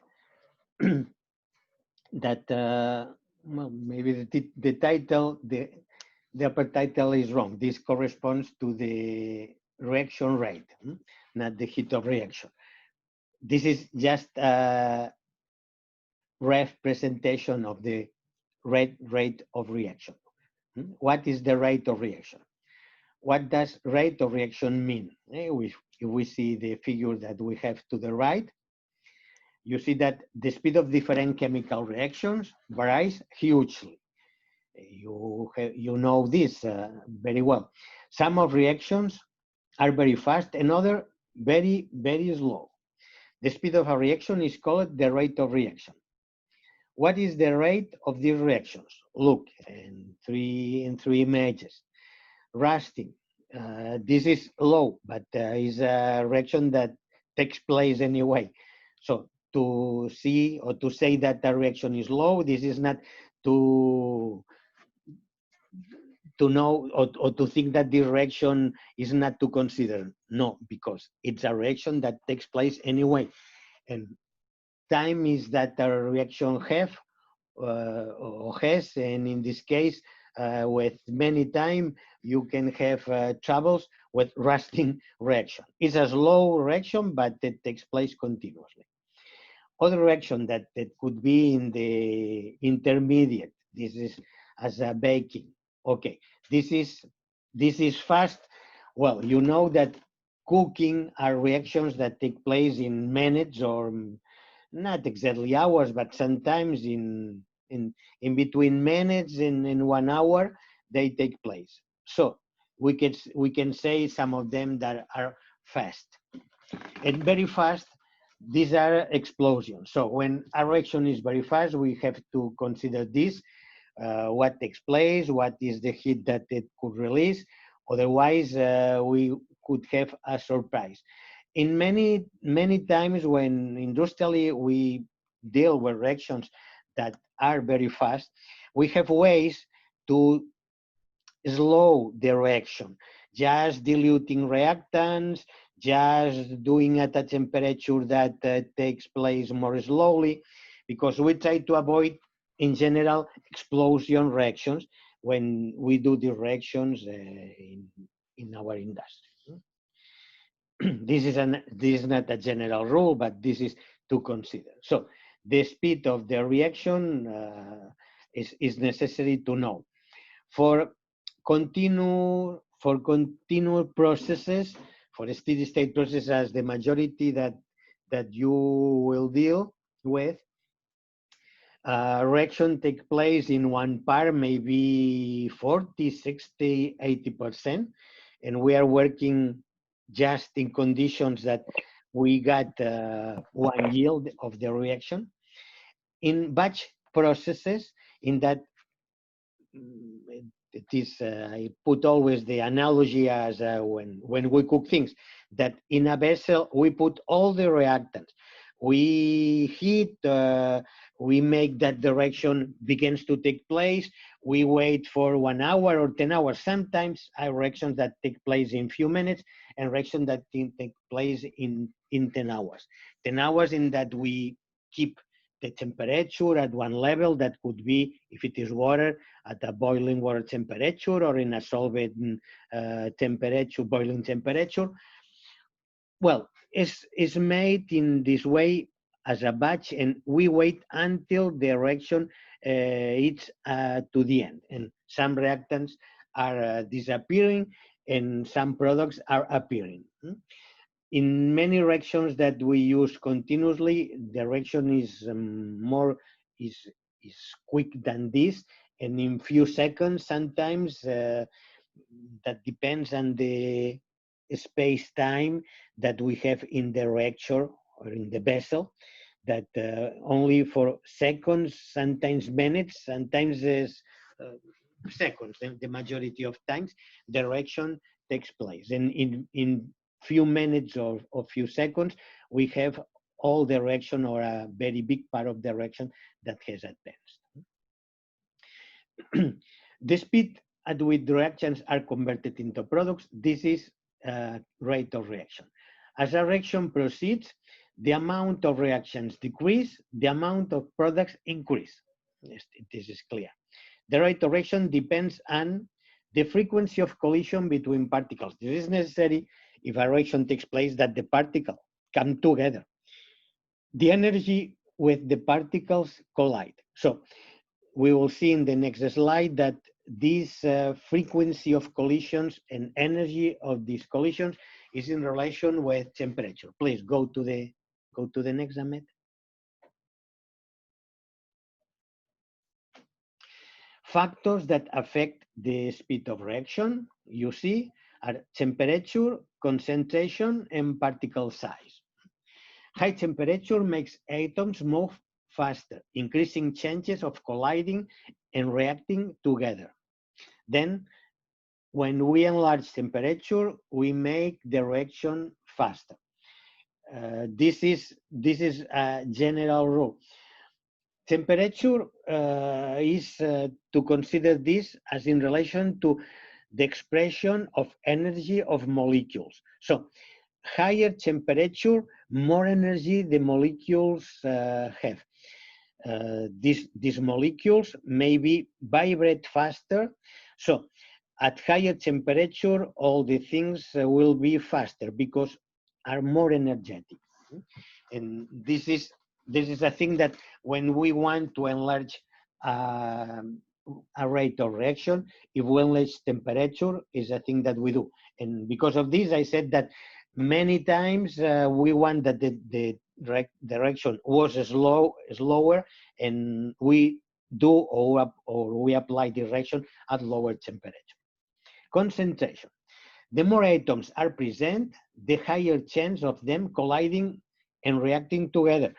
To react, both species or the different species of molecules can be together. If the concentration is very low, it will be more difficult that the different species go together. When more concentrated are, there will be more species together between them. So the reaction will be faster. One way to enlarge concentration in gas phase is enlarging pressure. This is one reason. This is one reason why, for some reactions, we put them in a higher pressure, because when we enlarge pressure, we put molecules together. Just we make the space between them be shorter, be decreased, and there will be more possibilities that the molecules collide together. The contrary, at low pressure, it will be more slowly. When we do things at some vacuum, in this case, concentration will be slow. Particle size.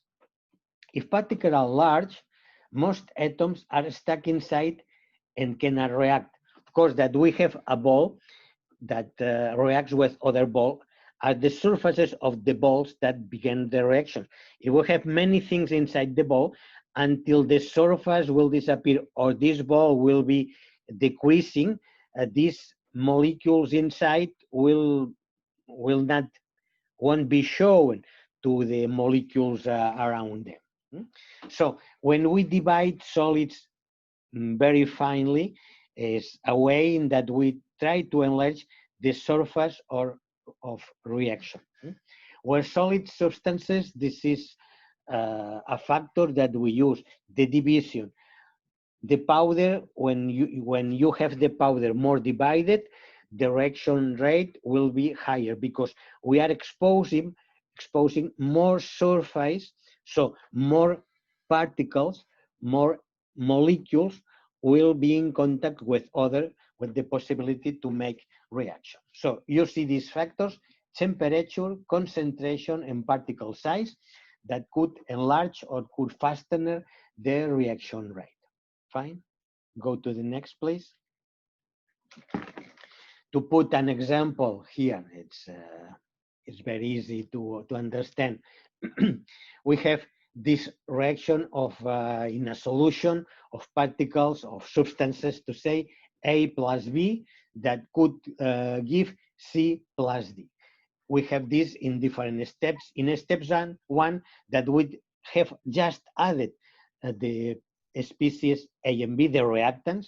Reaction begins, no products yet formed. This is not, that depends on the rate. This is not instantly. It takes some place that the reactants go together.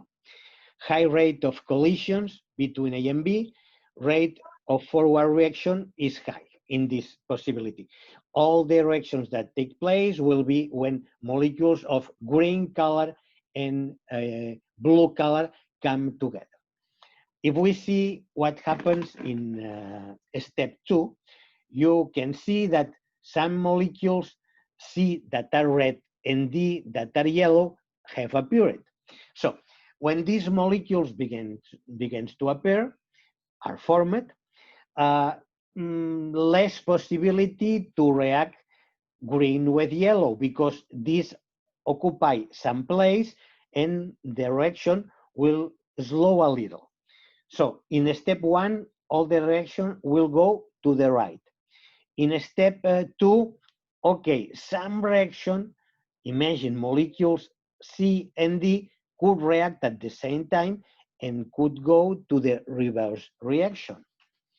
In step 3, well, not more or less, but we can see many green and yellow, excuse me, yes, green and blue, and few red and yellow, but there appear more and more. And you can see in the step number 4 that all species are formed, and maybe we get an equilibrium. So the possibilities to react for all the species that we have here is more or less the same, imagine. And we will get a chemical, a dynamic equilibrium. This is the reason why when we write the reaction A plus B will give C plus D, we put 2 arrows to the right and to the left, because depending, this is not for all the kind of reactions, but for many of them, they could take place directions to the right and to the left. And when we finish with what we call a dynamic equilibrium. We know that the reaction has finished because concentration with time doesn't vary. If we try to measure the concentration for all the species, we find the same. That means that they don't react between them, no. That means that there exists a dynamic equilibrium. Maybe I plus B is continue forming C plus D, but C plus D reverse to A plus B. This is the ideal dynamic equilibrium. Both reactions to the left and to the right take place at the same time. So in all the equilibriums that we have, these are dynamic equilibriums. Some of them we say that are displaced to the left or displaced to the right. Displaced to the right means equilibriums that the majority of species would be in the form C plus D, and A plus B will be more or less disappear. But as a general rule, we can say that in a chemical equilibrium, they take place all the possible reactions, and an equilibrium, dynamic equilibrium between all the molecular species take place. And it could be one thing like this. Fine. The next, Ahmed, please. To consider an example as well, we have this reaction that we talk about. This is the ammonia formation with nitrogen and oxygen. And this is a kind of reaction of the kind in that ammonia could decompose at the same time between hydrogen and oxygen. So at the same time, we have always this that we call forward reaction, that is from the reactants to get from nitrogen and hydrogen to get ammonia, and backward reaction, that is from ammonia we get hydrogen and oxygen. If you see the diagram, there is the first part of this diagram with the letter A, in that, look, our reactants, our first concentration was, imagine, 3 moles, we can see in the left axis, when we say concentration, 3 moles of hydrogen and 1 mole of nitrogen reacted. And at the first, there wasn't ammonia. And look, little by little, some ammonia was produced, some hydrogen was disappeared, some nitrogen was disappeared, but after some time, concentrations remain constant. So it doesn't evolve more. We have that we call a dynamic equilibrium, as we described it before. If now, when we are with this constant concentration, imagine I remove some ammonia, is the green line at the bottom. Look, that from this amount, I imagine that remove some concentration. How can do this? Imagine that I could react some ammonia with some acid. Ammonia reacts with acid. So decreasing the concentration of ammonia, I can get again more reaction. Look, in the part B, in the right side of this figure, we can see that after decreasing some ammonia, more or less if there was imagine half a mole. From half a mole, I reduce a 0 as well. I make it disappear. Some ammonia is formed again, and from the concentrations that there were for hydrogen and nitrogen, there are some disappearances. And again, a new set of equilibrium, a new set of concentrations makes a new equilibrium. Can you see this?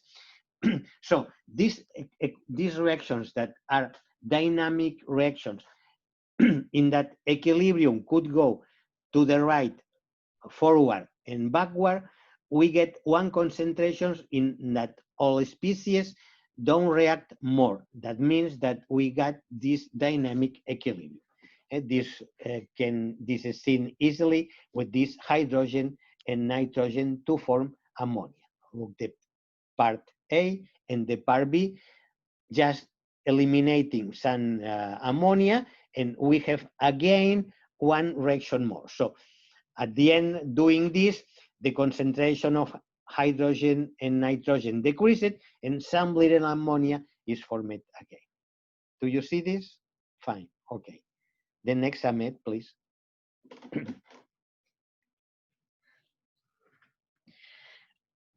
I said that many reactions is difficult that they take place spontaneously.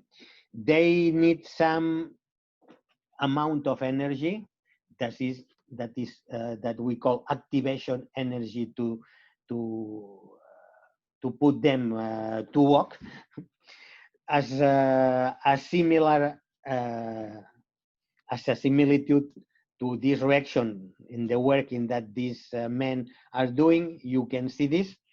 Imagine that we have some reactants and that are transforming in some products that maybe if things could go as the people that is set down, it could go easily. It is necessary to take them and to climb a little from this little mountain. Well, what is the function of the catalyst? The function of the catalyst is not to produce one reaction that it wouldn't be produced without it. It's just to give this activate energy, just to bring this activation energy to the reaction to take place. Catalyst in chemistry is the modification of the rate of a chemical reaction, usually an acceleration, but by addition of a substance not consumed during the reaction. We know that we have a catalyst because we begin with this catalyst, and when we end the reaction, the catalyst is in the majority of times in the same way. In some cases, maybe it changes its shape because catalyst participates in the reaction. It's not as a product that has special properties just because reactants see it. No, a catalyst participates in reaction, but when reaction finishes, catalyst is in the same way that it was at the beginning of reaction. A particular phenomenon associated with the rates of chemical reaction that is of great theoretical and practical interest is catalysis. That is the acceleration of chemical reaction by substances not consumed. The important is that these substances are not consumed in the reactions themselves, substances known as catalysts. To study the study of catalysts is important because many industrial processes depend upon catalysts for their success. You will see that in many reactions that take place in your factory, there is needed a catalyst. And without the catalyst, the reaction wouldn't take place. For cracking, for hydrogenations, this is an important kind of reaction that you will use. And hydrogenations, I will see here in some examples, will take place in the surface of a catalyst. So it's very important, the catalyst that is used just to produce this reaction. It's a reaction that without the catalyst is so slow that it seems that it can take place because the reaction rate is very, very slow. Fundamentally, the peculiar phenomenon of life would hardly be possible without the biological catalyst termed enzymes. Well, in our body, that there are many reactions that take place, we have enzymes as a catalyst. When we know, not to, I won't be extended in this, but the disease that this coronavirus is making to us, coronavirus has some enzymes that know how to get in the nucleus of our cells. This is important. These enzymes produced by virus. And in the fight against this virus, we have to know what are these enzymes, just to deactivate this or to produce other substances that collaborate to do the contrary operation of the enzymes produced by the virus. So in life, there are many substances that are catalysts more complex than the catalysts that we use in industry, but they are completely necessary to make some reactions to take place. Please, Ahmed, go to the next.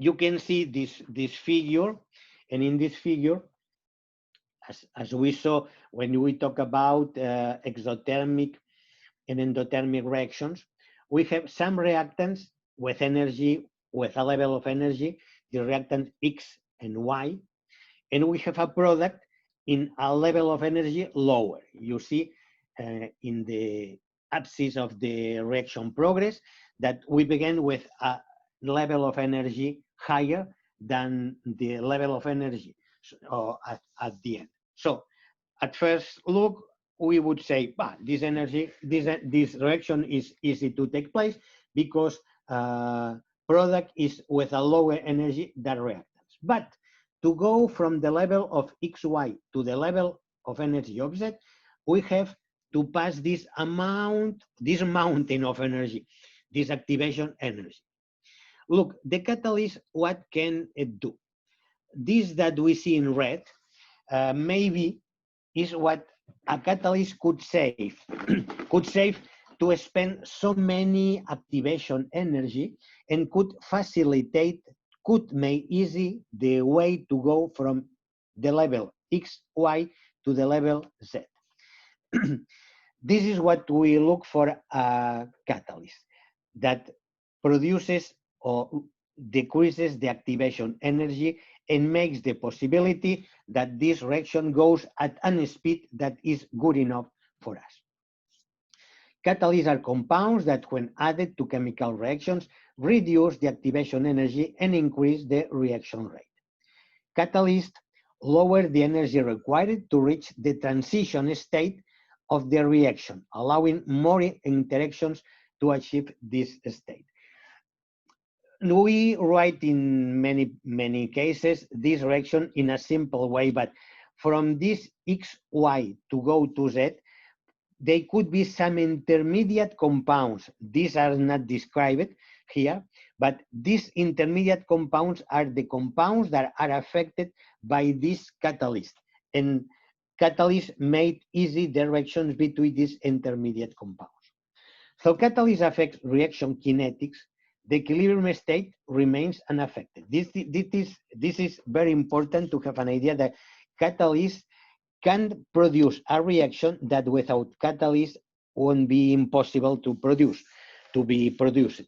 That means that a catalyst just enlarges speed, just decreases the activation energy, but an energy that, but a reaction that is impossible, a catalyst can't produce it. Catalysts can be classified into two types, homogeneous and heterogeneous. We saw before these words about one phase or different phases, and now for a catalyst, we will insight in this. Please, the next, Ahmed. Just to reinforce what is homogeneous and heterogeneous, catalyst may be of both way. What is homogeneous catalyst? A catalyst that is in the same phase, in a single phase. In this case, in the figure, as in a liquid phase. Many catalysts could be hydrogeneous. Acids are used as a catalyst for some reactions, and this is made in aqueous solution. So reactions take place in aqueous solution. The only phase that we see is liquid solution, a water solution. In this case, hydrogeneous, if I use it as a catalyst, we say that a homogeneous catalyst used in this reaction. And at the side, we have an example of heterogeneous catalyst. We have two phases. You see the liquid phase in red, in the solid phase in white color. In this case, the liquid phase would be the medium in that we have the reactants, and solid phase, we could add some catalyst that is in the solid phase. The difference from the left and to the right in this figure is that when you have a homogeneous catalyst, homogeneous is all over the solution, so there is in many places, and the reactions will be faster than if we have the catalyst just only as a piece of solid, because in this case, reaction place will take place in the surface of the catalyst. And we can see that the surface of the catalyst is more limited in comparison of all the molecules that we have in the solution that we have in the left part of the figure. So a homogeneous catalyst in the same phase as substance reacting, and heterogeneous is in a different phase. It's better to have, if we could, a homogeneous catalyst because the reactions will be faster. That is if we have it in a separate phase, because when we had the catalyst in as heterogeneous catalyst, the reaction takes place only on the surface. So to enlarge surface, maybe we have in a way of powder or in a porous solid, but in a way that we have the maximum of surface to enlarge the speed of reaction. Please, if you go to the next.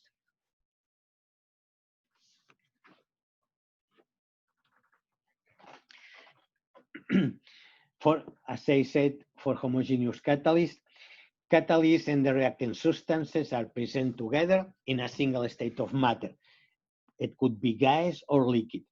Or liquid solid is not the case because solid to transfer is not a very good phase. It is possible for some alloys, but is not very common. An advantage of homogeneous catalyst is that the catalyst mixes into the reaction mixture, allowing a very high degree of interaction between catalyst and reactant molecules. The homogeneous catalyst is often irrecoverable. This is the problem to make in a homogeneous phases after the reaction has run to completion, because the catalyst is in the middle of the liquid, for some catalysts, to recover it again is a problem. Maybe we have to make other kind of reaction, or sometimes this is no problem because a hydrogenium is a substance that we could replace easily with more acid and no problem. Examples: acid catalyst, organometallic catalyst, and enzymatic catalyst. Many enzymatic catalysts that we have in a solution. The problem is that after we have got the products, we have to separate products to recover the catalyst again, and in this case, to do a make reaction, to make a new reaction. To avoid this, sometimes these enzymes are anchored in solids. So for some enzymes that they weigh in a homogeneous phase, instead of having they dissolve it in homogeneous phase, that we make is to anchor them in a solid support that is not soluble with the liquid phase. And this is a way that when we have finished the reaction, just you will remove the solid, and with this solid in that the enzyme is anchored, we remove the enzyme at the same time. This is a way in that in industry some enzymes are used and are easy to recover because they are anchored in solid supports. Most often, homogeneous catalyst involves the introduction of an aqueous phase catalyst into an aqueous solution of reactants. In such cases, acids and bases are often very effective catalysts as they can speed up reactions by affecting bond polarization.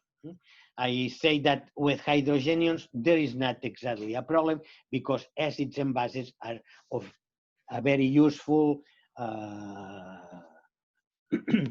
very simple, easy to use. Please go to the next. Now we see what happens with heterogeneous catalyst. You see the figure that there is one reactant, the other reactant, above the surface, of course, and the products that are made when these are reacted on the surface are released. We can see this again. Absorption is what takes place. Another reactant, rearrangement of electrons, the reaction, and the products are dissolved. In a catalytic process, we have some reactants that are in different phases. Advantages. The advantage of this kind of reaction is that, okay, maybe there is little difficulty in separating and recycling the catalyst. So when we have a solid catalyst, we know that the catalyst is not, if it is not destroyed, we have all the time. Disadvantage of this is that, as you can see here, the surface of the catalyst is low in comparison with the reactants that are absorbed. But, okay, we know that we have to make a kind of catalyst with very large surface. So these pieces, instead of having this as a slab or a piece of rock, we have a fine divided powder that is in other maybe solid support with the possibility to give the maximum surface just for the reaction. For solid catalyst, it's important to have them in the maximum surface possible just to produce the maximum speed of ride. Please, if you go to the next. To put the example, in this hydrogenation, ethylene, that is this hydrocarbon molecule that has a double bond between carbon atoms, and hydrogenation is the way in that hydrogen could break this double bond and attach to the carbons. To do this directly is very difficult, but through a catalyst, this is a reaction that takes place easily. But look that in this case, the way in that hydrogen reacts is not going directly to the ethylene molecule. Hydrogen is absorbed in the catalyst surface. At the same time, in the catalyst surface, the ethylene molecule goes there and the double bond is open. This is one thing that is made in the catalyst. When this double bond is open, for hydrogen that is in the surface of catalyst, it's very easy to bond the carbon atom. So this is a reaction that without catalyst would be very difficult for hydrogen to open this double bond, but when we put a catalyst, the double bond is open easily. Hydrogen that was absorbed in the surface of the catalyst could be bonded to the carbon atom as well. So this is a hydrogenation. Maybe you will see reactors doing this reaction, not only for ethylene. All the double bonds had this possibility to open and to give the addition. This kind of reaction is called hydrogen addition as well. So opening the double bond, we make the addition of hydrogen. Please, the next. Processes that we have as homogeneous, as heterogeneous, catalysts. You have these some examples. Steam reforming of methane. In this reaction, water and methane are reacted to make hydrogen and carbon monoxide. Look, to take place, we need a catalyst that is made of nickel and alumina. AlO3, this is alumina. This is a kind of oxide. We have nickel that is properly what reacts, but this nickel is in this surface, in the way that we can have steadily nickel, or in a steady way, is over a surface of this alumina. And look, anyway, this reaction, the conditions that we have to the right to take place are between 750 to 950 degrees, and at a pressure of 30-35 bars.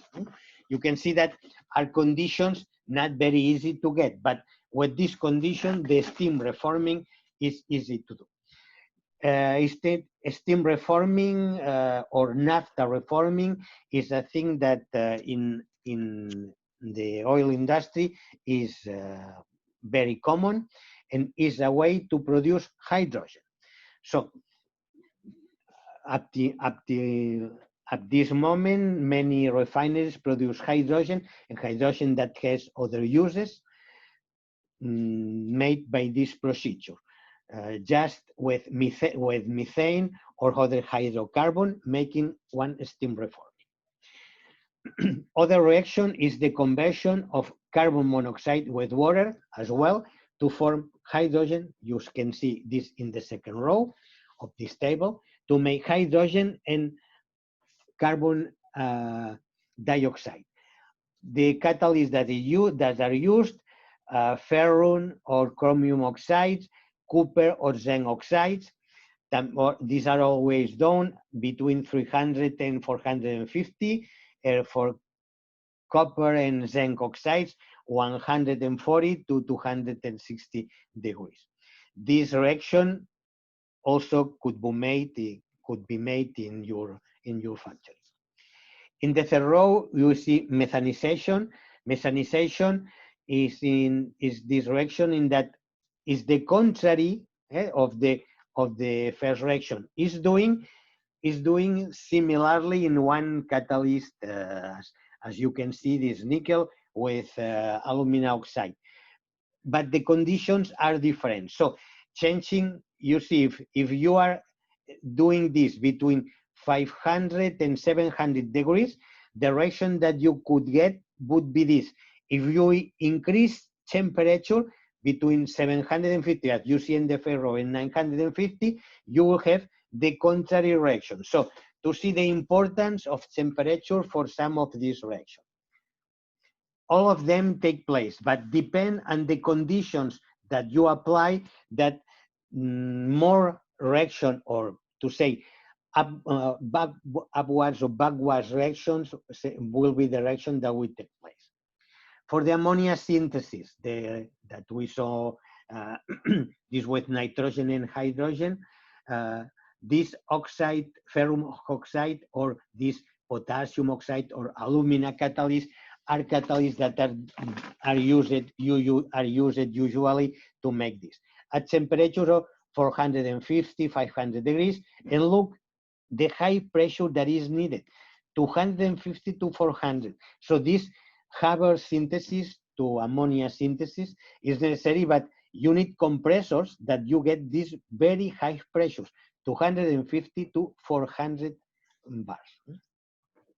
Oxidation, other reaction, oxidation, SO2 to SO3, with this support catalyst of vanadium oxide at 400, 500 degrees.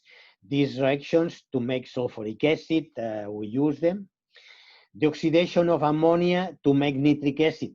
After ammonia is produced, other oxidation reaction that is important is the production of nitric oxide, and this is made as well over this platinum or platinum rhenium nets. It is in way of nets because to have they as a fine threads in a network is the way to get the maximum of surface. The temperature that we use for this is 900 degrees, very high one. And we have the Claus process that is made above bauxite. This aluminium oxide is a mineral that is called bauxite. As we find this in nature. This is a reaction in that sulfur that is in a reduced way as sulfur hydroxide and sulfur dioxide. When you mix these two gases, hydrosulfur acid, that is sulfur H2, and sulfur dioxide SO2, this is produced sulfur and water. In refineries is a way in that many hydrosulfur acid that is produced is reacted with sulfur dioxide to produce sulfur and water. And many of the sulfur that is used today is produced in refineries as a subproduct. In other times, we could find sulfur in some volcanoes, yes, in places, but now it's produced mainly in refineries. Please, Hamed, go to the next.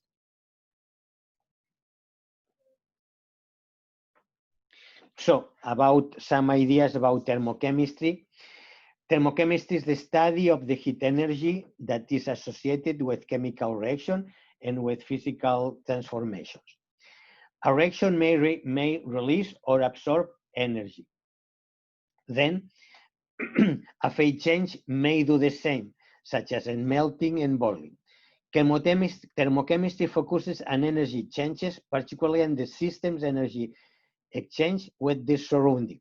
Thermochemical changes are often discussed in terms of system and the surroundings. The system is regarded as the reaction, products, and reactants, whereas the surroundings consist of everything else in the universe. It is a branch as in of thermodynamics and utilized by a wide range of scientists and engineers. Chemical engineers apply thermochemistry to design manufacturing plants. I said you that for chemical engineering in their work, the majority of times are making thermochemistry calculations. Please go to the next.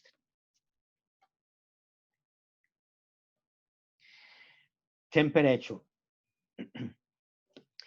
I know that you have ideas about temperature, just 3 scales in that we use this temperature.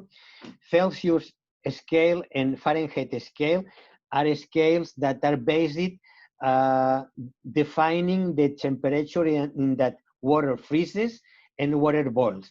The centigrade or Celsius scale is that is common for us. This is marked with these degrees C. Is defined 0 degrees for water freeze and 100 degrees for water boiling point. This is the similar thing made in Fahrenheit scale, just defining 32 degrees for water freeze and 212 for water boiling. Why was defined 32 degrees for water freeze? It seems easier or simple to say 0 degrees. It was said because it wanted Fahrenheit not to have negative measurements for temperatures, negative values. So for 32 degrees, in the majority of phenomena that he found in the laboratory, it was enough. But after some years, it was seen that around us in the nature, if we go to the poles in the earth, the temperatures are lower than this, and this is not so useful as was thought at the beginning.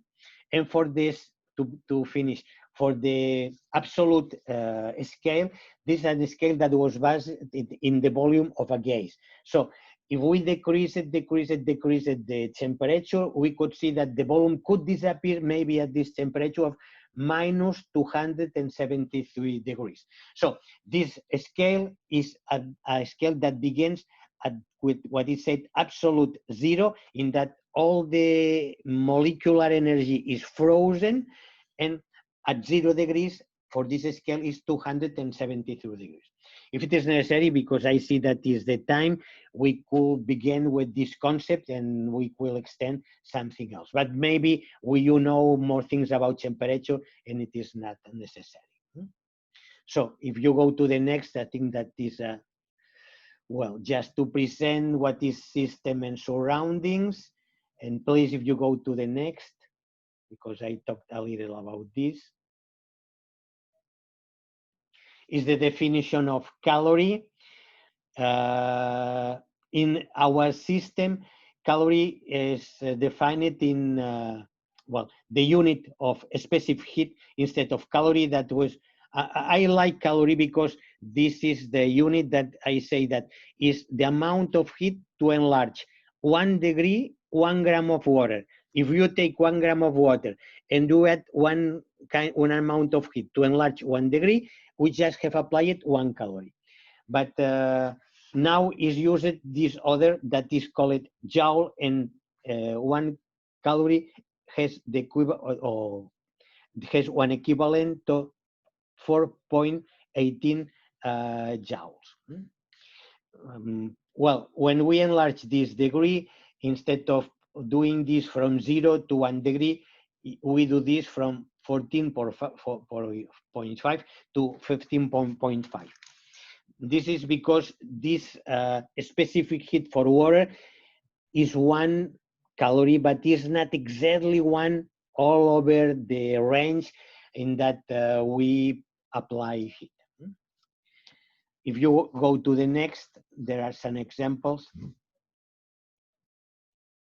What is, well, this is latent heat. Maybe you will see this in the physical basic physics, and the definition of latent heat for fusion and for vaporization will be explained as well. I just put it here because it's a concept that is very used in thermochemistry. The latent heat of fusion when ice is melted, and the latent heat of vaporization when water passes from liquid to vapor or gas. And please, the fusion latent heat happens to 0 degrees, and the vapor latent heat happens to 100 degrees that we use to define the fusion heat for water and the latent heat for water. And please, the next.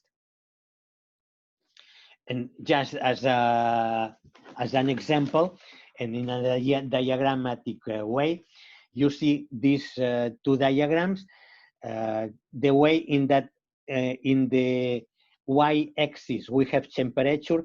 In the x-axis, we have the thermal energy that we add. We see that when we have ice of minus 50 degrees, is a solid way, we add some heat, and this enlarges temperature little by little until we reach 0 degrees. When we reach this, all the heat that we add doesn't enlarge temperature, just melts ice. Ice is passing from solid to liquid. When all the ice is converted to liquid, if we add more heat, this enlarges the liquid temperature, fine.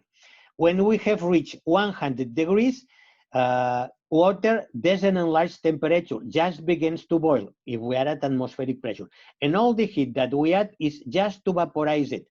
Well, when all the water is vaporized, we get gas and we get the vapor. This is what is shown to the right, just put in this ice, and this is what happens, and the clouds are made because we pass from liquid to gas. When we apply heat, this is what happens. And this is a diagram that for you is easy to understand and think about it when you have changes with the state of the water. Do you have any question, or if you like, in the next session, if you think about it and there's many things to clarify, I can do this very, very happy. Now, there are no more, this would be for the test and it's not necessary at this moment, Ahmed. So about the temperature, please. Yes, about temperature, tell me. Yeah. If the rising of temperature, if the reaction is endothermic and exothermic, it will give the same effect or what? Yes. About the product. It enlarges the speed of reaction. Doesn't matter if the reaction is exothermic or endothermic. The effect of temperature is always to enlarge the reaction rate. Yes. If the reaction is exothermic, it will produce more heat. If the reaction is endothermic, it maybe will cool faster. But with temperature, what we get is faster reaction. So the association is, if you enlarge temperature, we will get faster reaction. Fine. So that means about the hydrocarbon reactions. If the reaction is exothermic and we rise it, the reaction will be faster and will give us the same product or what? Yes, but well, about these hydrocarbon reactions, we have more effects. Temperature is one effect, but not the only. The catalyst is an important effect. And in this case, for some reactions, we would have to take an example and analyze the particular example, because there are all effects at the same time. So this could be to see if what is more important, if temperature of catalyst, because all the effects take place at the same time. So it's not so easy. Well, when I explain this thing, I explain all together, but this is to analyze case by case, because all the effects act in a different way. And this is to see for every chemical reaction, what is the effect of each of these factors. You say that generally. Okay, thank you, sir. You're welcome. Guys, so do we have more questions? I think we just finished the basic chemistry today, yeah. So, yes. Mr. Abdul Razak, just a minute, yeah. So. Fine, Ahmed. So thank you for all of you. No, sorry, just we've got a question. Just. Okay. أحمد، بس بخصوص السؤال ما افتهمته بالضبط سؤال الأستاذ أمير يعني وجواب أستاذ يعني المحاضر. أستاذ أمير يقدر يتكلم لك. أستاذ عبد الرزاق، سألت على درجة الحرارة إذا كانت تأثر بالنسبة لتفاعلات الباعثة والماصة للحرارة راح تأثر لي على البرودكت، لو تأثر لي بس على سرعة التفاعل. فهو قال إنه انا حكيت بصوره عامه، فبالنسبه للهيدروكربونات تختلف. يعني ما لها علاقه بهذا السلايد اللي هسه الان معروض الثرمو كيمستري اللي لا لا، لا ما له علاقه بهذا استاذ. بس دقيقه هو الاستاذ سؤال انه بس عامل الحراره ياثر، قال له لا، الجواب انه مالتي فاكتوريال تمام. contributions not only the temperature يعني. فطبعا هو التمبريتشر مطلوبه، انت الرياكشن ما يصير اذا ما عندك درجه الحراره المطلوبه. اذا انت you don't meet the required temperature the reaction does not take place. فهاي simple as that يعني، هي ما بها يعني تعقيد. بدليل مثلا اذا اندوثيرميك يحتاج حراره، من يبرد ما راح توصل للنقطه اللي تريدها، فلازم تعطيه بعد حراره مثل ما تشوفون بوحده السي سي ار. لطيف. اوكي شكرا. تمام. Do we have more questions؟ أحد أسئلة عنده؟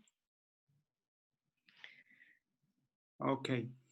I think Joseph, I think that's the end of the session for the basic chemistry. So we finished it with the first group, and we've got only the second batch on Wednesday. So thank you so much, everyone. Thanks, Joseph, for your clear explanation. And you know, the material, I think most of our guys, they did enjoy it, and I think it was a very simple way, which is, makes it very clear to everyone to understand it. Thanks so much for your time. شكرا شباب، شكرا جزيلا. Very well. شكرا جزيلا استاذ احمد، حياك الله. شكرا جزيلا استاذ احمد. Thanks. Thank you. Only to say in this case, Ahmed, thank you all of you for your attention. And thank you, Ahmed, for answering things that maybe you could explain better than me. No. Yes, thank you, Mr. Lecturer. Thanks, Mr. عدن. شكرا جزيلا. Thank you, أستاذ أحمد. Thank you. شكرا حبيبي. يلا شكرا. السلام عليكم. Okay. Thanks. Thank you, Ahmed. Goodbye. Bye. See you on Wednesday. Wednesday, yeah. Bye.